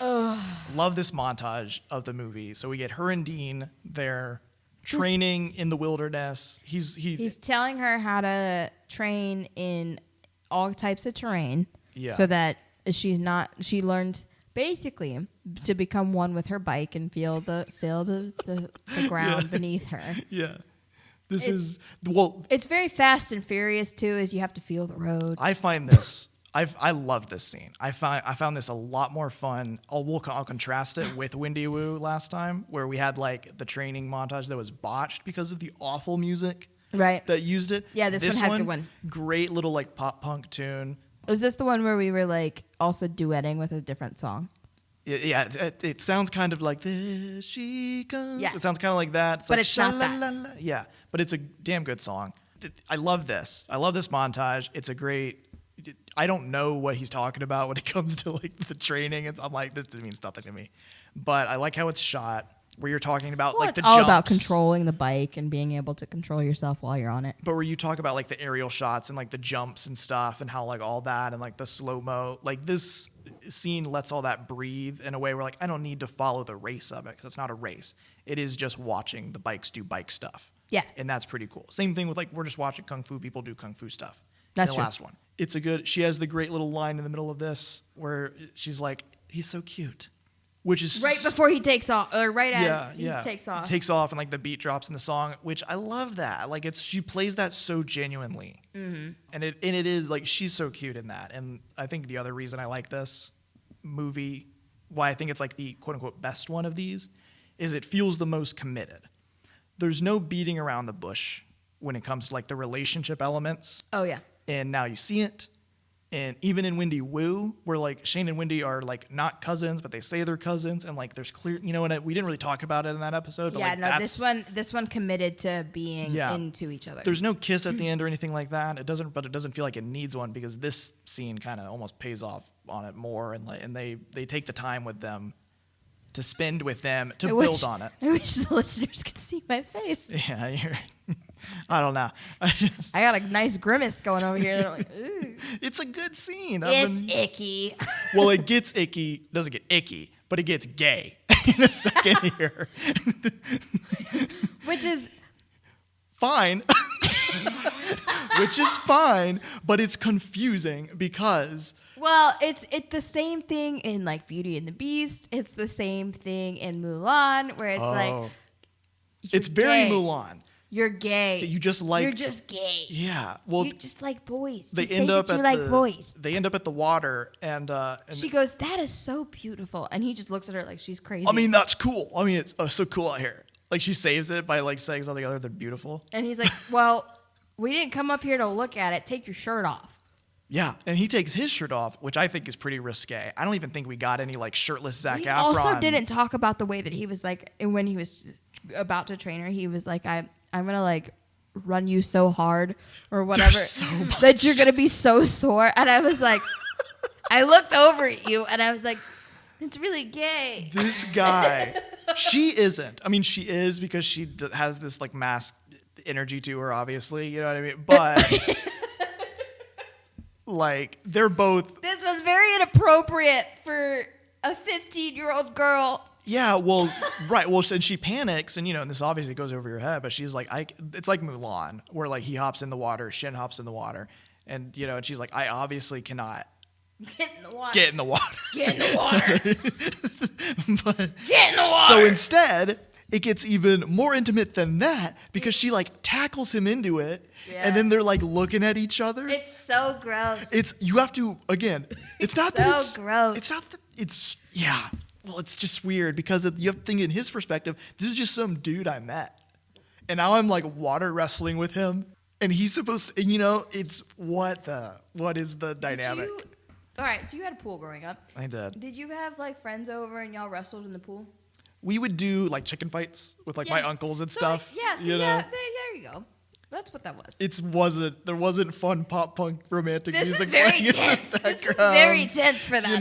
song. She's not making eyes at him. She is making eyes at him and stuff. Like it has vibes to it that are not exactly heterosexual. This kid is bi. Yeah, at the minimum, what is it? Dean Talon? Yeah. Yeah, pretty. Well, it's very like bi name. Yeah, I was gonna say too. Yeah, I was like, that sounds like the name of a bisexual man if I ever heard That's a bi wife energy right there. Oh yeah, I know, and she's got to be too. She doesn't exhibit too much, and that's the thing I was kind of surprised. I kind of went into this expecting her to exhibit some kind of like more lesbian inclinations, and she doesn't actually. She does not seem into. She has the haircut. That's it. She has the hair. She has the look. She that's has all. the haircut that most masks end up You having. You said she looks like a young Hillary Clinton. I did. It was the highlights. It was the highlights. Yeah. Anyways, So this is it's a good scene. I like this scene a lot. Might be my favorite scene in the movie. very it's also progressive for this time, in my opinion, too, because of the way that like they did say grace, but then you also have like a very gay presenting child. I don't know that they intended it that way, but we're taking it that way. That's where it went. And we like it for what it is. And Yeah. I just think composition-wise, production-wise, it's shot really well. I think it does her little line, like he's so cute, like just the acting, the characterization of it. Yeah. It makes him. She does dreamy eyes really well with her little Bambi eyes. Well, and he does too, and it also like elevates it makes his character really likable. He keeps looking her up and down the whole time too. Yeah. It's like yeah. middle school level checking out. Weird. Man, I apologize for any and all of my middle school checking out because there's no disguising it. No. You are all You very think you're being obvious. slick. And You're not. Never being You are slick. never slick. No, Oh, man. no man is ever slick about checking anyone out. No. Women aren't either, but we get away with it because we are allowed to. And you know what else you're allowed to do? Motocross. So we get Andi meeting with Farron. So he tries to set him up with Farron, and she. Yeah, so they're all staying in the same hotel. And he basically talks to her, and he's just like, "Hey, where's Dean? Dean's a cool guy, right?" And she's like, "No, he sucks." She's like, why would I know where Dean Yeah, is? he's There's awful. such disgust in this girl's Yeah, voice. yeah, she sucks because we know Dean's cool. He's fine. Dean's a really nice guy. So he shows up. He has another great scene here where he's like, "Tell me what she said. Tell me what she said." He does this head tilt. He turns into a little snake. What she say? What she say? It's so. And Andy's actively trying not to like see him. Like Well, because she's like, Mom, if you see him, tell him I went to get donuts or something. Yeah, yeah. Mom is a real ally here too. Right. Yeah. She's playing along pretty well. And Andi tells him, she's like, she sucks, dude. Like she's into. Oh, this is where you said, what is she looking for, Ashley? A man in finance, 6'5", blonde hair, blue eyes. Yeah. Nothing like She's Dean. looking for a man in finance. Not you, bro. So he's devastated at this. Because she wants a dude who's not in motocross shirt and jeans. Yeah. She wants him to have other interests than motocross, and she wants him to be committed solely to her. Awful. That's Awful. toxic. And she talks him down from it a little bit. She's like, I just think she's bad news, bro. And she's like, it's okay if you don't want to train me anymore since it doesn't seem like this is going to go anywhere. And he's like, it's okay. I'll still train you, man. You're a cool dude. And then she hugs him. And he freaks out. And he's like, whoa, dude. This is where his internalized homophobia comes through. By the way, we are reading a lot into this. We We should probably put a disclaimer on this. Like, this is just what we see. Yeah. It's just. Knowing what we know now. Yeah. If this was made now, is the thing. It would absolutely be like this guy's journey of self-discovery and hers. You know what I mean? Yeah. Yeah. If 100%. it's a CW drama made in like 2021 or whatever, like it's there. But anyway, but she's like, oh, we're just a hugging family. It's okay. And he's like, yeah, all right. Just don't do that around here, man. Yes. Yes. So we get into the next race where she does finally place. And She gets this seventh. is the one where she finishes 7th. Yeah. And so then she calls her brother about it. They talk on the phone. While they're talking on the phone, before she got up to the hotel to call her brother about She it, finds Dean again bummed sulking. the fuck out because sad boy hours. and he like won again today. Like he won his races, mind you. Oh, the other thing about him is he is in the 250 races and she's in the 125. Yeah. It's a different type of bike. That's all that you really need to know. Yeah, so he's in sad boy hours because he's just Sad boy hours. I can't stop thinking about it. He's chewing on a single French fry. He's got a whole plate in front of him, completely untouched, and he's just like nibbling on one fry. Yeah. And he's like, I just can't stop thinking about her, man. That she has this mature response, which we talked about. Like, this is more mature than I think any real person would be. Yeah, this is the most unrealistic part of this movie. Yeah, where she's like, listen, I understand what it's like to want something you can't have, but you got to put that behind you and chase after better things or whatever. Because that's what she's doing by trying to set him up. And she says as much to her mom or here's the unrealistic part is she looks at her mom. She goes, I just want him to be happy. Who the what? When you just met this dude yesterday. Yeah, well, and the other girl sucks. It's not like that too. It's not like he's gonna actually be happy. Yeah, but whatever. Right. So she calls her brother. Mom has a good line here though too, where she's like, she asks her about dad or something like that. She's like, how'd you meet dad? Or how'd you know? And he's like, well, I met your father and then someone with a lot more money or something. I can't remember what the line is, but she has a good little snark here. Yes. Yeah, then we call Twin. We're talking to Twin about 7th place, and Twin is hype for her. Super supportive, bro. Yeah. So what this movie does that Wendy Wu didn't do, build on the relationship between siblings. And stuff. and what we didn't get at all because they were both only children. With Now You See It, is you get the very supportive family. Mm-hmm. Very cool. He's talking on the phone and Lil Bro is like saying, remember to do this with your whatever. Well, he's like, they're going to need me eventually. Yeah. Which they will. They will. Yeah. But then he says, hey, we found your NSYNC tickets while we were, looking around. Like, do you want them? And she's like, no, I'm not going to use them. He's like, well, they are for this weekend. She's like, well, you go. And he goes, what am I going to do at an NSYNC concert? And then she realizes, she says, any girl would kill to have those tickets. And then she gets the idea. Yeah. Because mom gets a package delivered to the hotel door. Yeah, she gets, mail. Yes. That's her brilliant idea. It's like, the mail. Mail time. So she's like, makes me want to wag my tail. Mail time.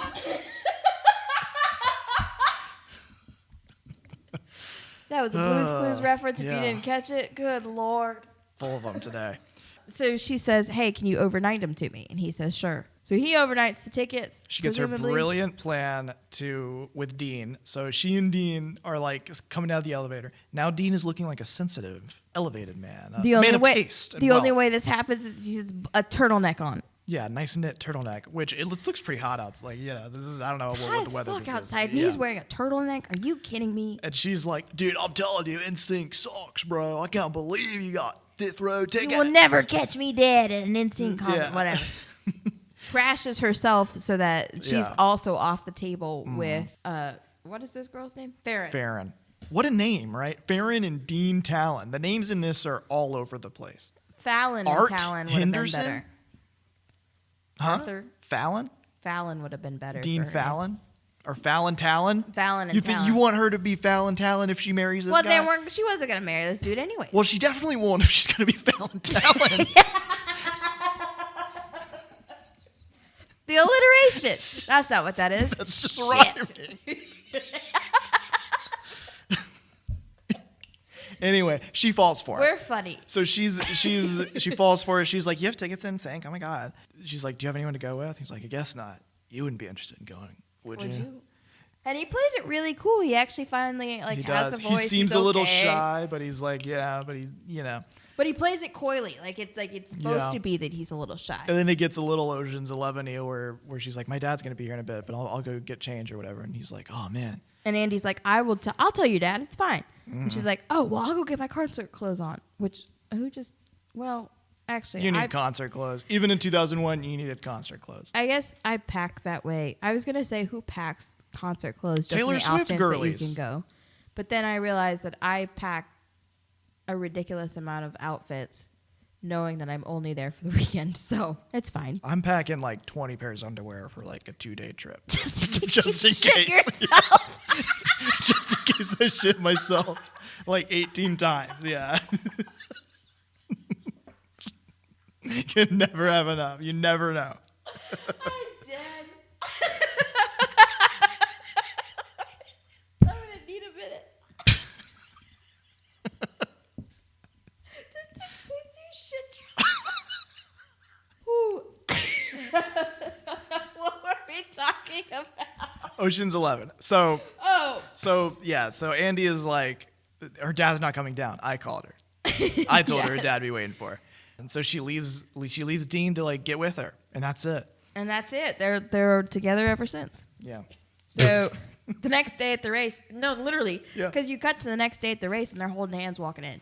Oh, yeah. So they are together now. Mm-hmm. So she final race that she gets She to has do. 2 more races this day. She gets first place, or no, just the one, I guess. Yeah, it's the one. She finally places first. She places first, which puts her third overall. Yeah. But victory is short-lived because Dad is here. Dad's a fucking party. So reason number 3, if you were keeping track of my reasons with Dad. So you want the Carson name to do well.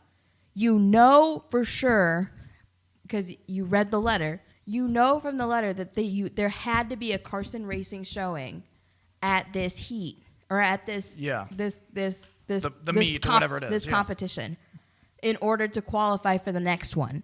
So one way or another had to get done. it had to be done. So why are you pissed? They're third if overall, you are too. actually this intensely focused on it, why do you care how it got done? Well, and I'll come back to this full circle, is like Dad's motivation is almost understandable, but they stopped just short of making it as justifiable as I want it to. That's but fine. I see where they're going with it. I'll come back to it when he does come around and has a little bit of a redemption at the end. All right. So I'll put a pin in where I think he's coming from. So he comes back. He's like, pack up your shit. So she starts crying because Dad... This is good too. She's ugly crying. Like acting-wise, this is like Tobey Maguire Spider-Man crying, where like it's not pretty, it's not cute. It isn't. It's not. Well, no, it's not quite as ugly crying as you would think. Well, it's realistic ugly crying. It's not like over-the-top ugly crying, but she's That's like true. she's having. It's not Kim K ugly crying. It's it's true. Like trying your hardest to hold it in, ugly crying. And can't. Yeah. And Dean shows up and is like, "Hey man, He's you like- won? Let's go, bro." Yeah. And she's he's like, hyped for her. "Okay, whatever." Yeah, she can't hold it together. Dad just like dead eyes him. Dad is cold fucking hearted. Like, Yeah. has no interest about the fact that she made a friend at the races. Like, Yeah. none of that. Like, doesn't even really acknowledge that like Dean is there other than to glare at him to like get lost. It's bad. Dad sucks. They do almost too good a job of making Dad unsympathetic. Because when they get back to the house too, like everyone's like kind of laying into him. He's basically like, I don't want you to get hurt, which kind of comes back to that's going to be his core thing that I'll talk about later. I'll promise I'll get to it. He's like insistent, like, you're not doing this. It's over. We're done. Mom is like, doesn't give him the ice cream, which is just great, like subtle. Normally they draw attention to that. Like in a Disney Channel sitcom, they would make like a big joke out of that, but that's just like subtle blocking that they do. They don't, she just doesn't. She puts the ice cream back in the freezer and he has to get it himself. Yeah. And he's like, you're acting a little hypocritical. Kind of like what you're saying, where it's like, we won. Like, get over it, dude. Mom calls him hypocritical. Jason is, as the old man that he is. Yeah. Because and now that I think about it, that kid is just like an old man in a little kid's body. He is very Dewey. You're right. Like, Dewey has that same kind of vibe to him. Yeah. It's just, He's sitting at the table with, I assume a racing magazine about engines or something. Maybe even a manual. Probably. Or something. Probably the way this kid works. Yeah. And a bowl of ice cream. And he's not really even, like, and he's just, like, he's, like, slumped over this, whatever this is. Like, he's stressed. Like, this kid is stressed. Eating his little ice cream bowl. Dad's like, do you think I'm hypocritical? And the kid says, if that's a good thing, yeah.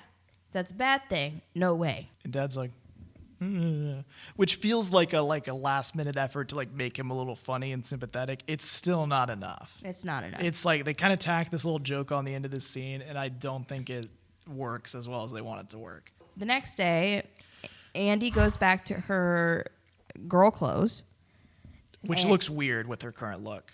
Yeah. It is very like into Beauty and the Beast. Where, like, which we also don't talk about how she got this haircut, like, because it's pretty well done to the point where it's kind of professionally done. So we don't talk about how she got there. We don't have any idea.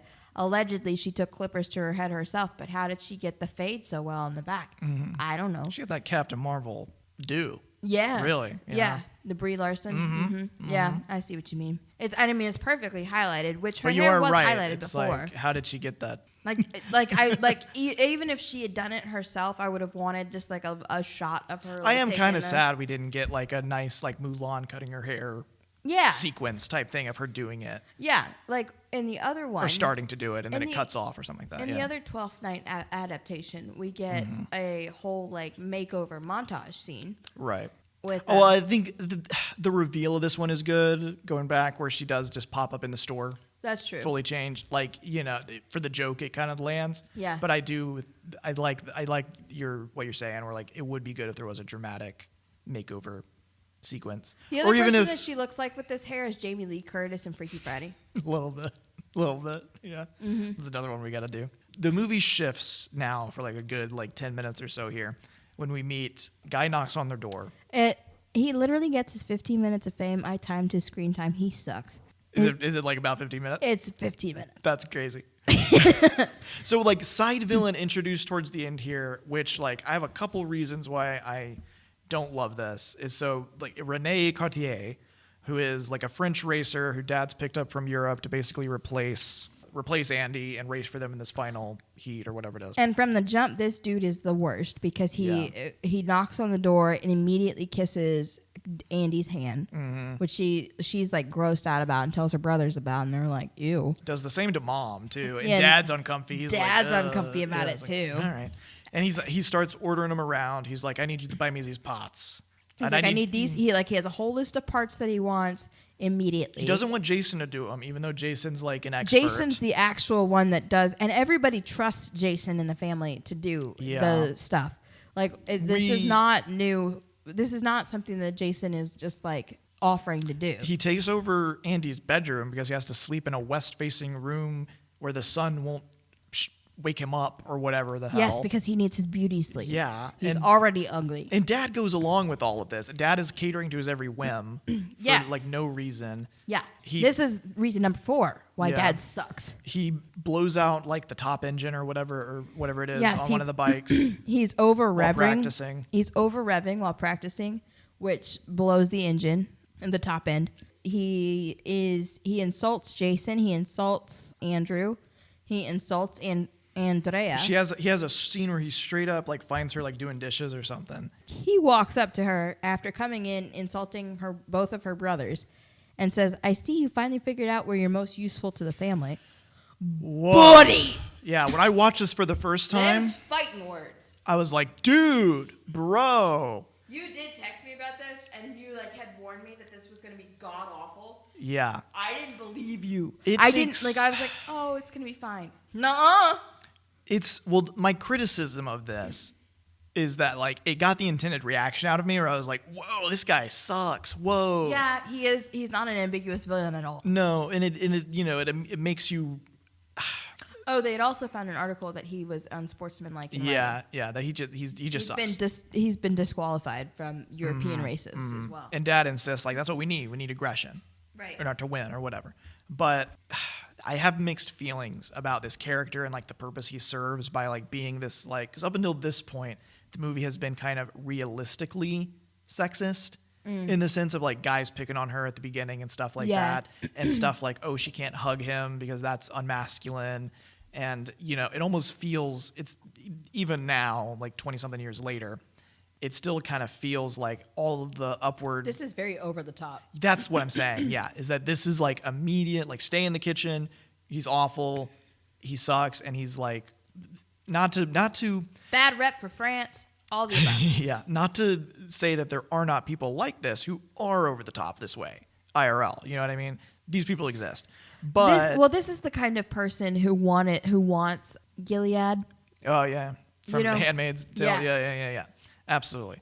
And those people exist, and we hate them, and go fuck yourself if you're one of them. But honestly, though, yeah, we don't want you here.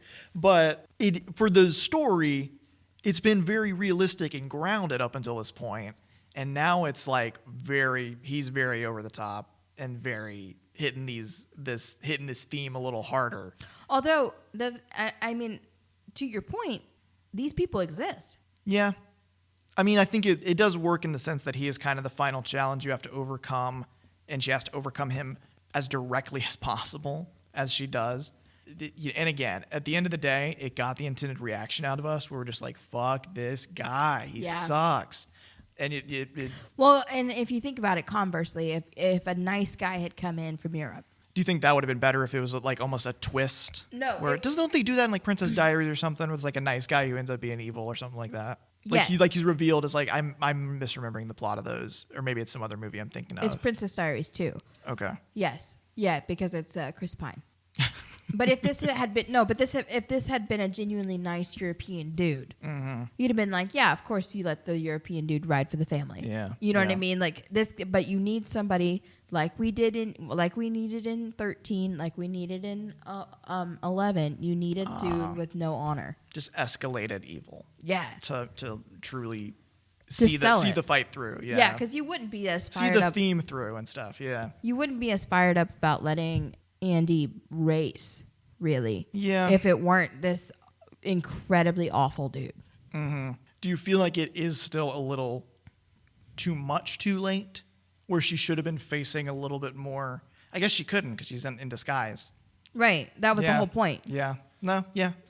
In the end, it works. I feel like it could have been toned down a smidge. Yeah. To bring it. That particular quote didn't need to be there. Just to bring it in line with the groundedness that the rest of the movie has had up until this point.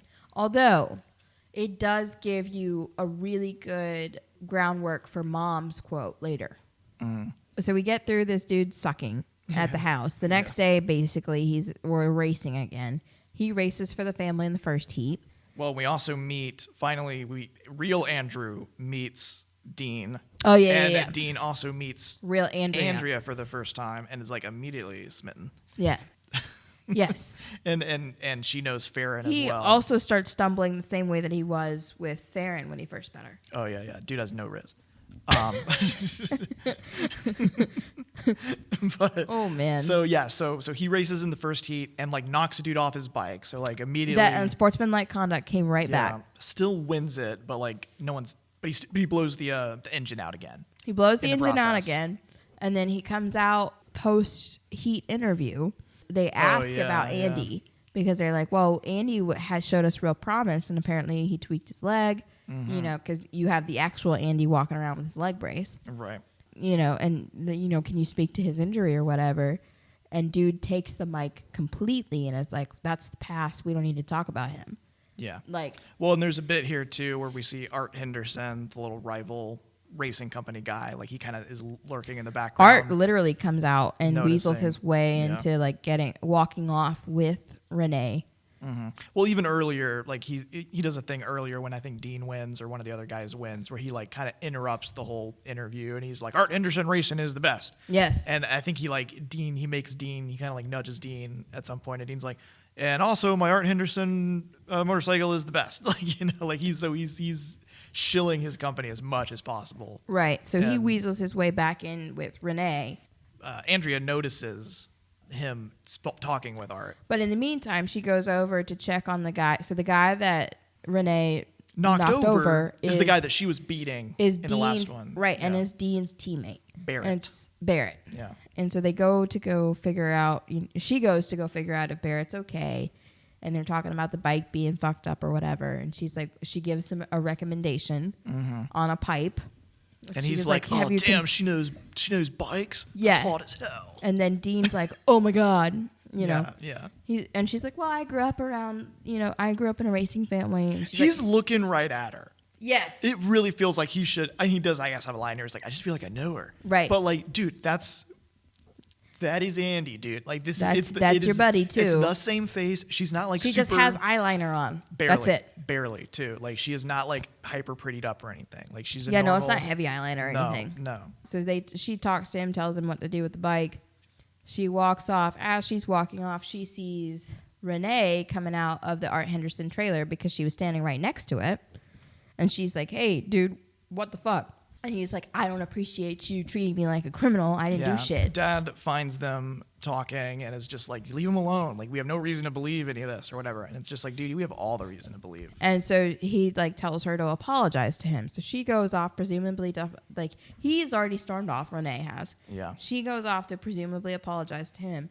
Dad walks back, and this is where we finally get the wallop that Mom finally delivers, where the both boys are shaking their head at him because they're both having to rebuild this engine for this bike. They had to rip out the second engine from the top end from the practice bike to put on the racing bike, and they're both done with Dad.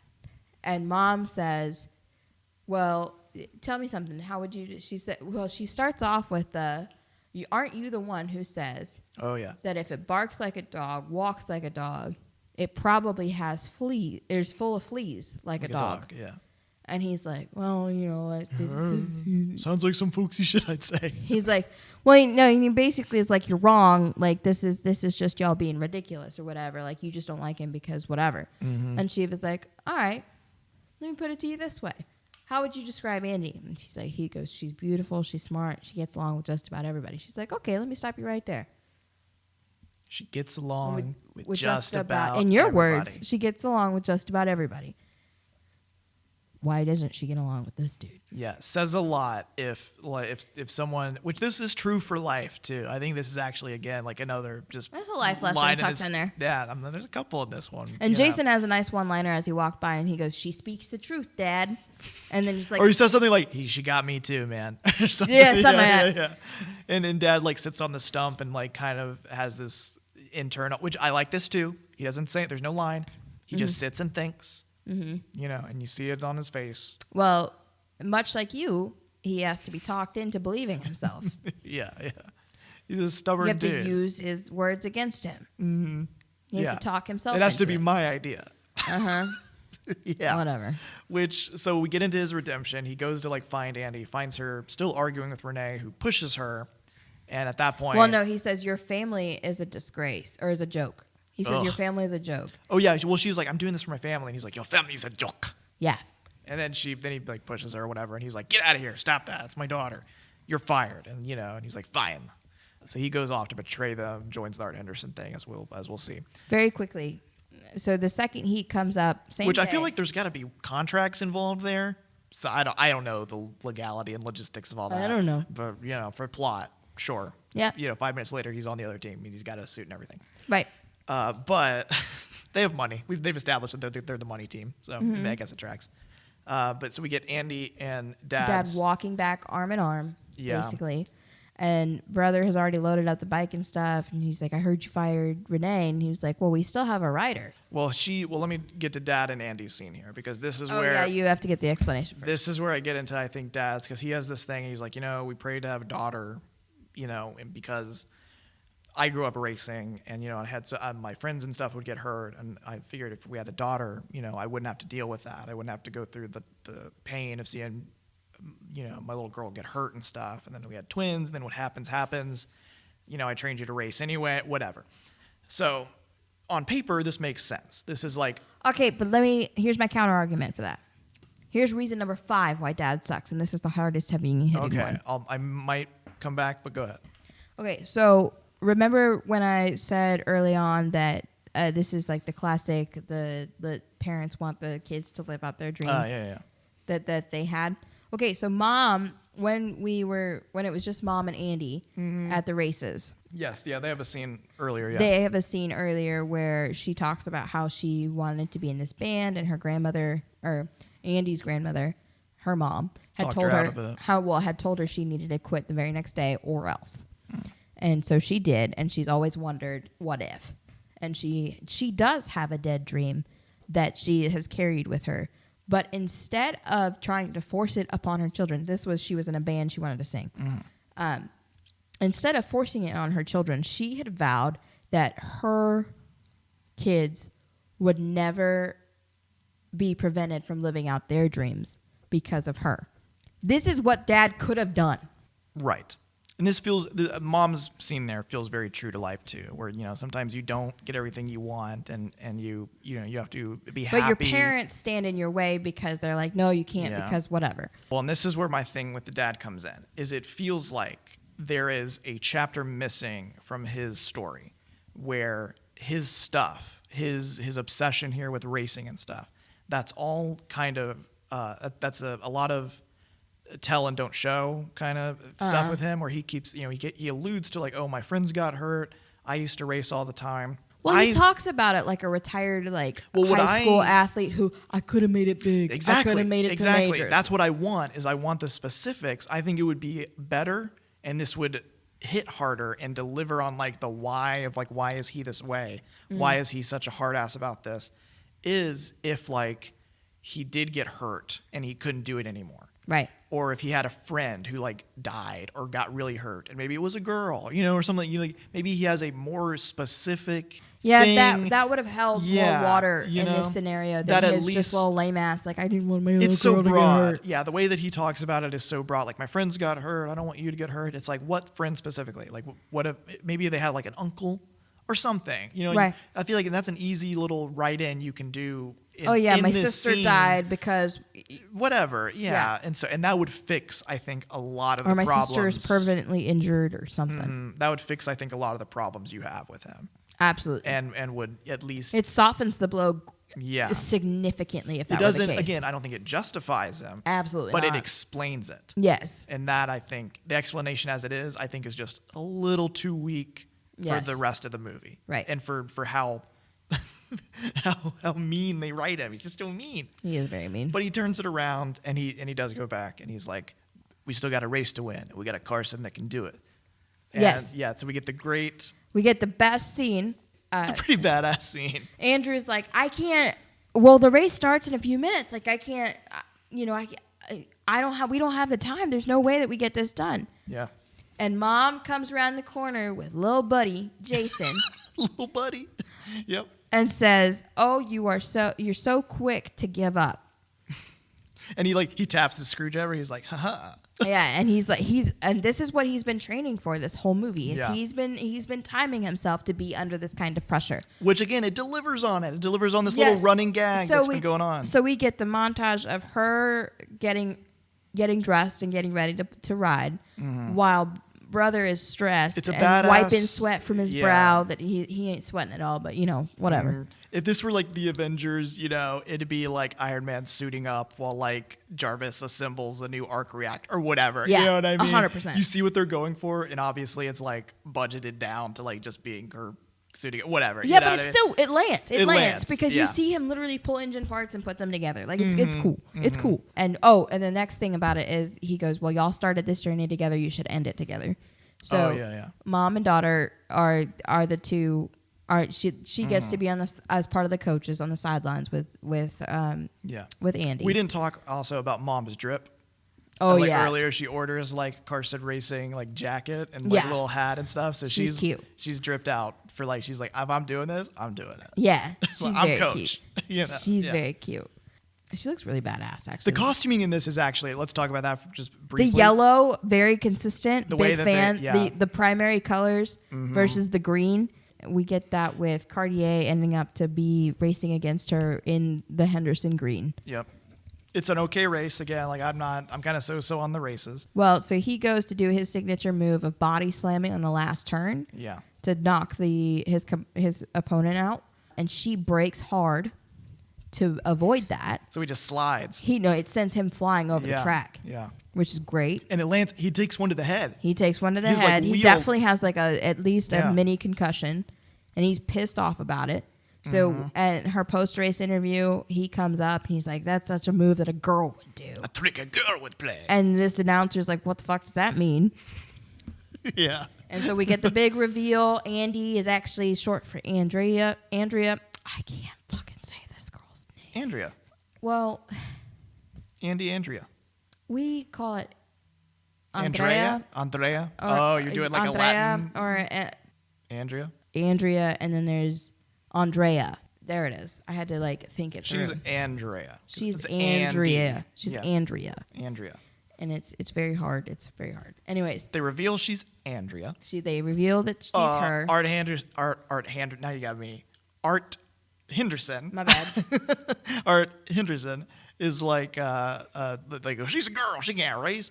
And Mama, we Yep. had a reveal early Yeah. on where Mom was reading. She said, "I got to read my book," and it shows that she's actually reading the rule book, and she pulls it out conveniently right as Art's going off about there's got to be something in the rules that a girl can't race, and she's like, "There's actually nothing in the rules. I've read it twice." Yeah. And you mentioned the announcer was pretty cool for this. He was like, "All right, whatever." He's like, all right. Well, then he's like, well, there's got to be something there about an unregistered racer. And he's like, nope, were you registered under Andi, which is her short for her name. Andrea. So she's fine. And then, and again, the announcer is great. He's like, all right, well, that settles that. How you feel about winning? Yeah. Yes. Immediately turns over and he's like, well, does this, and then he goes, does this affect the Rollins sponsorship? And Bob Arnis, who is the company representative, starts to speak up and is stopped Yep. by, Barbara Rollins? Is it Barbara? her name is Barbara Rollins. She is the senior VP, vice president in charge of racing. Her name as a real person is Aloma Wright. We know her as Laverne in Scrubs Oh, okay. and Gretchen in Suits. She has had many other roles, but those are the two that I know her from. Gotcha. She comes out. She says, "Of course." She goes, She has. This reminds me of the classic trailer and end of Mulan, where she's like, "You stole your father's armor." You stole Stole your his brother's horse. bike. You hid your identity to race Mm-hmm. in order to help out her family, and she came on top as a woman in a man's sport. And like she's saying this very straight face. So you're like, when I first watched this, Right. I was very I was like, where are we going, Miss Ma'am? Yeah, There's yeah. no way you're about to like say no. But I questioned. I did question. And she says, there's no way she's gonna be wearing anything but our stuff. Yeah. And she says it just like that. So you're like, oh, there's no Yay. way she's not gonna be wearing anything but. All right, cool. And Carson Racing will receive a full Phil Rollins Full sponsorship. sponsorship. Yeah. But Dean is pissed. The sad part of this In the reveal, he gets really upset. is he's like, oh, You're a girl? I was like, I'm gay? I'm not gay? It's like he was upset, you know? He was upset that he wasn't gay. Yeah, he's like, I'm straight. What's got? It's got to be a confusing situation. It is. Who knows what's going through that poor dude's head? He'd be going through it. Yeah, she knows what she just wants him.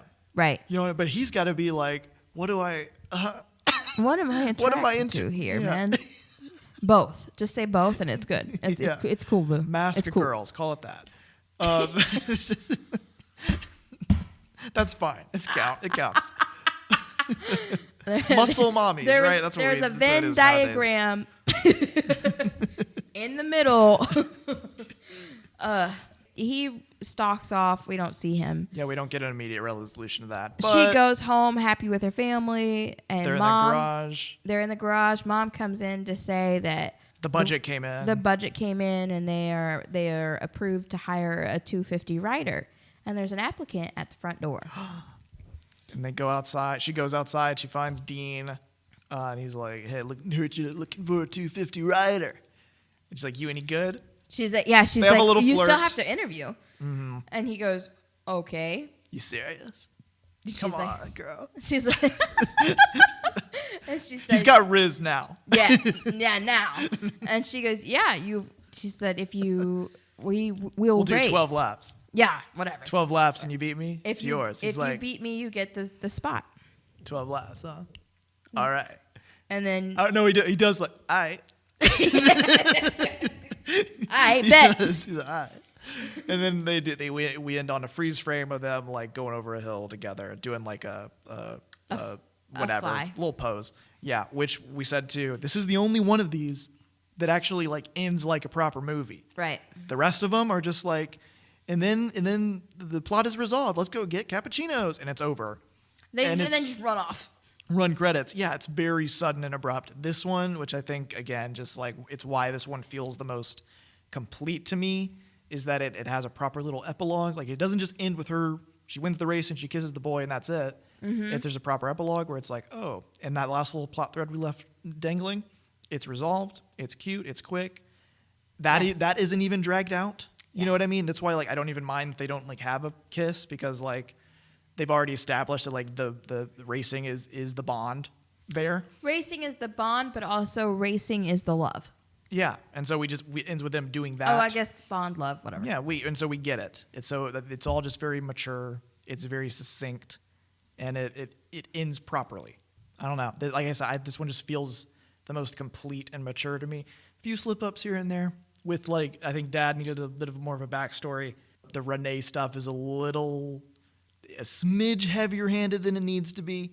Yeah. But other than that, I don't like this. But it gets its point across efficiently. Yeah, but so I don't know. I like this one more than I thought I would, and I'm kind of sad I don't have more critiques to say about it, because I like to accentuate the negative. But I don't know. I'm feeling pretty positive about this one. Yeah. So let's do our ratings. All right, so plot. I'm going to give, I don't know, I'll do a 4.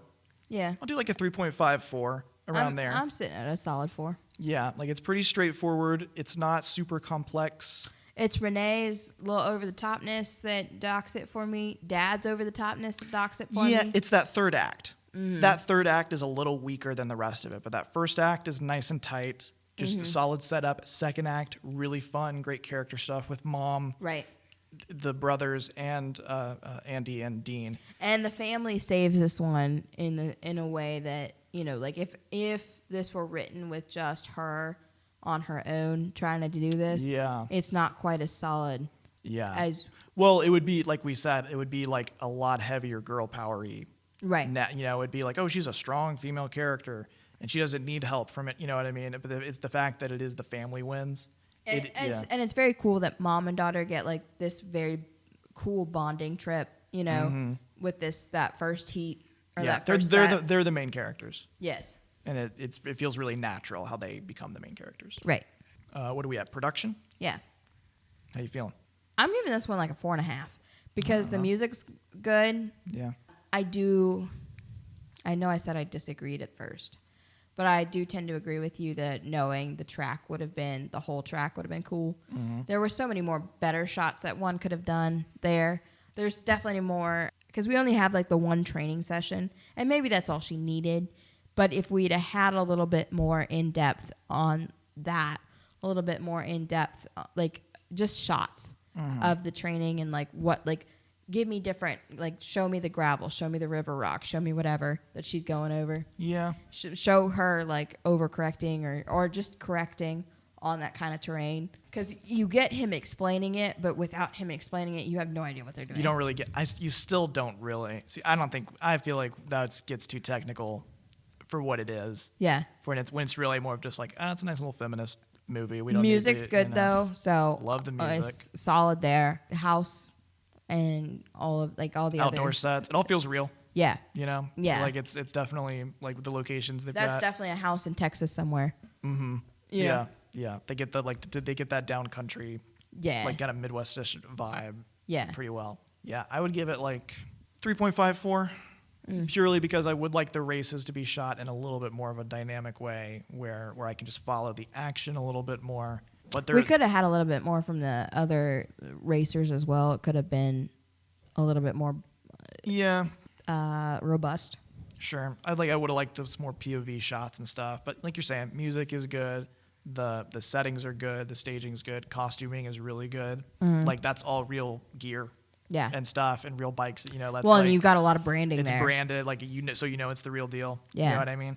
So like that goes a long way to just sell the feel of this one as being like again just very grounded compared to I think also too we should talk about the other two, the ones we did, magic and shit. Yeah.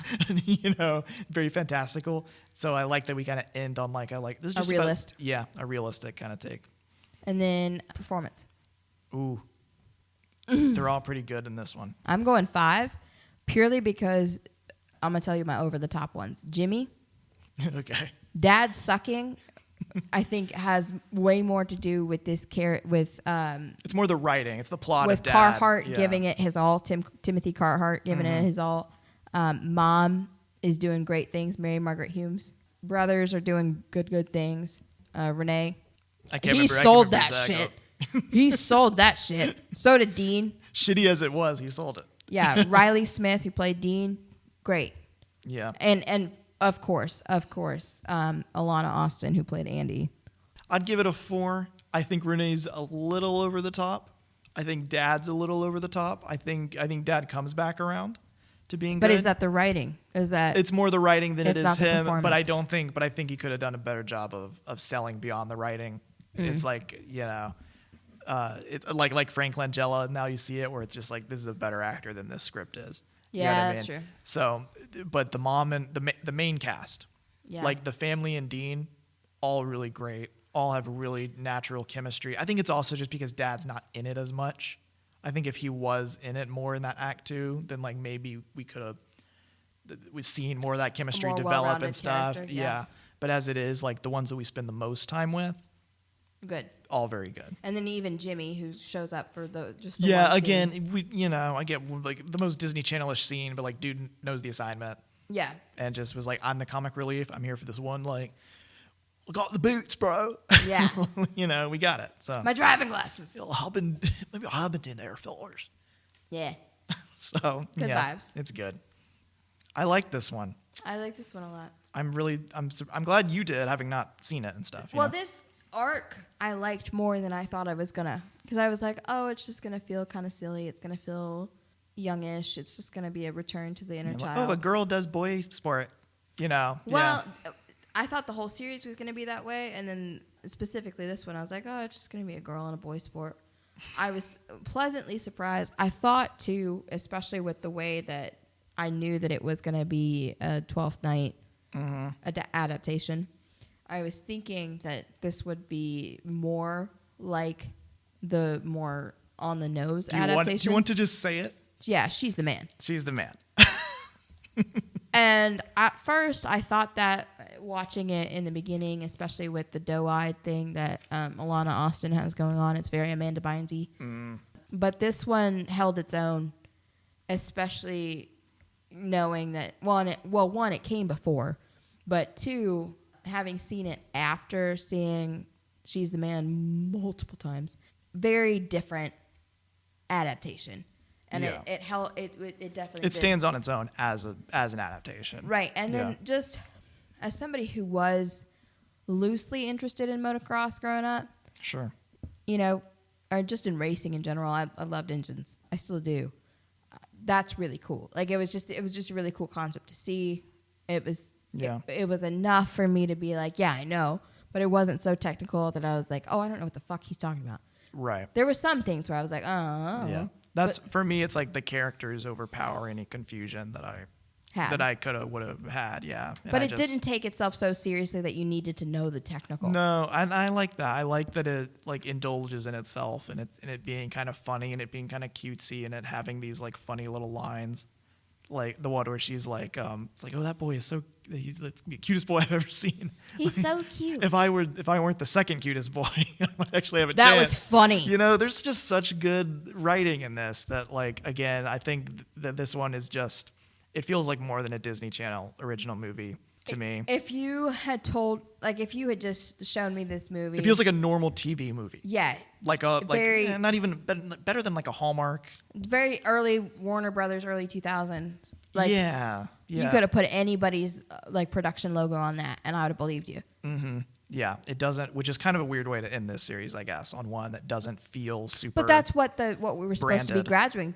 graduating You're to right, yeah. with Disney Channel original That's movies. true. That is a good way to end this one. Is that this, as we've kind of matured through these movies, I think we have, I think, created a bit of a mountain, I guess, through these 3 episodes that we've climbed, where we've ended on one that does feel very mature, does feel very complete, and does feel a little less branded than the other ones, despite having a lot of brands. A lot of branding. Yes. I wanted to splice this into the middle of the episode because I didn't get to do it. I'm recording this like a week later or a couple days later. It's literally just 2 days. It's 2 days later. And I didn't say it. I said I was going to do it at the top of the episode. I didn't do it. I want to do it one last time as we close out the Disney Channel Original Summer. Thank you. All right. I did it. Now I did it. I'm betting things back in. Back to the regularly scheduled episode.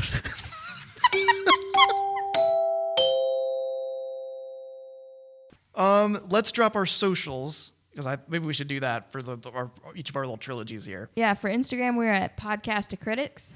On Twitter, we're just at Cast of Critics, and we're also on TikTok now for all of the Zoomers at Podcast of Critics 1 because that's all we could get. But we're there. We're uploading little clips, little excerpts from each of the episodes in there as we make the episodes, and maybe we'll throw some other content on there. Yeah, and if you're trying to find Ashley or Garrett, I don't know why I spoke about myself in the third person. That was awful. I'm so sorry. I swear that's not who I am as a person. Yeah. We are tagged in each of our Instagram. Yeah, follow us because I post Legos and shit. Nothing too interesting. I post mostly gay shit. Nice. Yeah, like this movie. But we're the next movies that we're doing. I'm going to leave a hint here. Isn't gay, nor is it really straight, but it's a little twisted. And I'll leave it on that hint. And we'll be seeing you real soon. We'll be seeing you real soon. This has been Ashley. This has been Garrett. We are the Podcast of Critics. Bye-bye. Good night.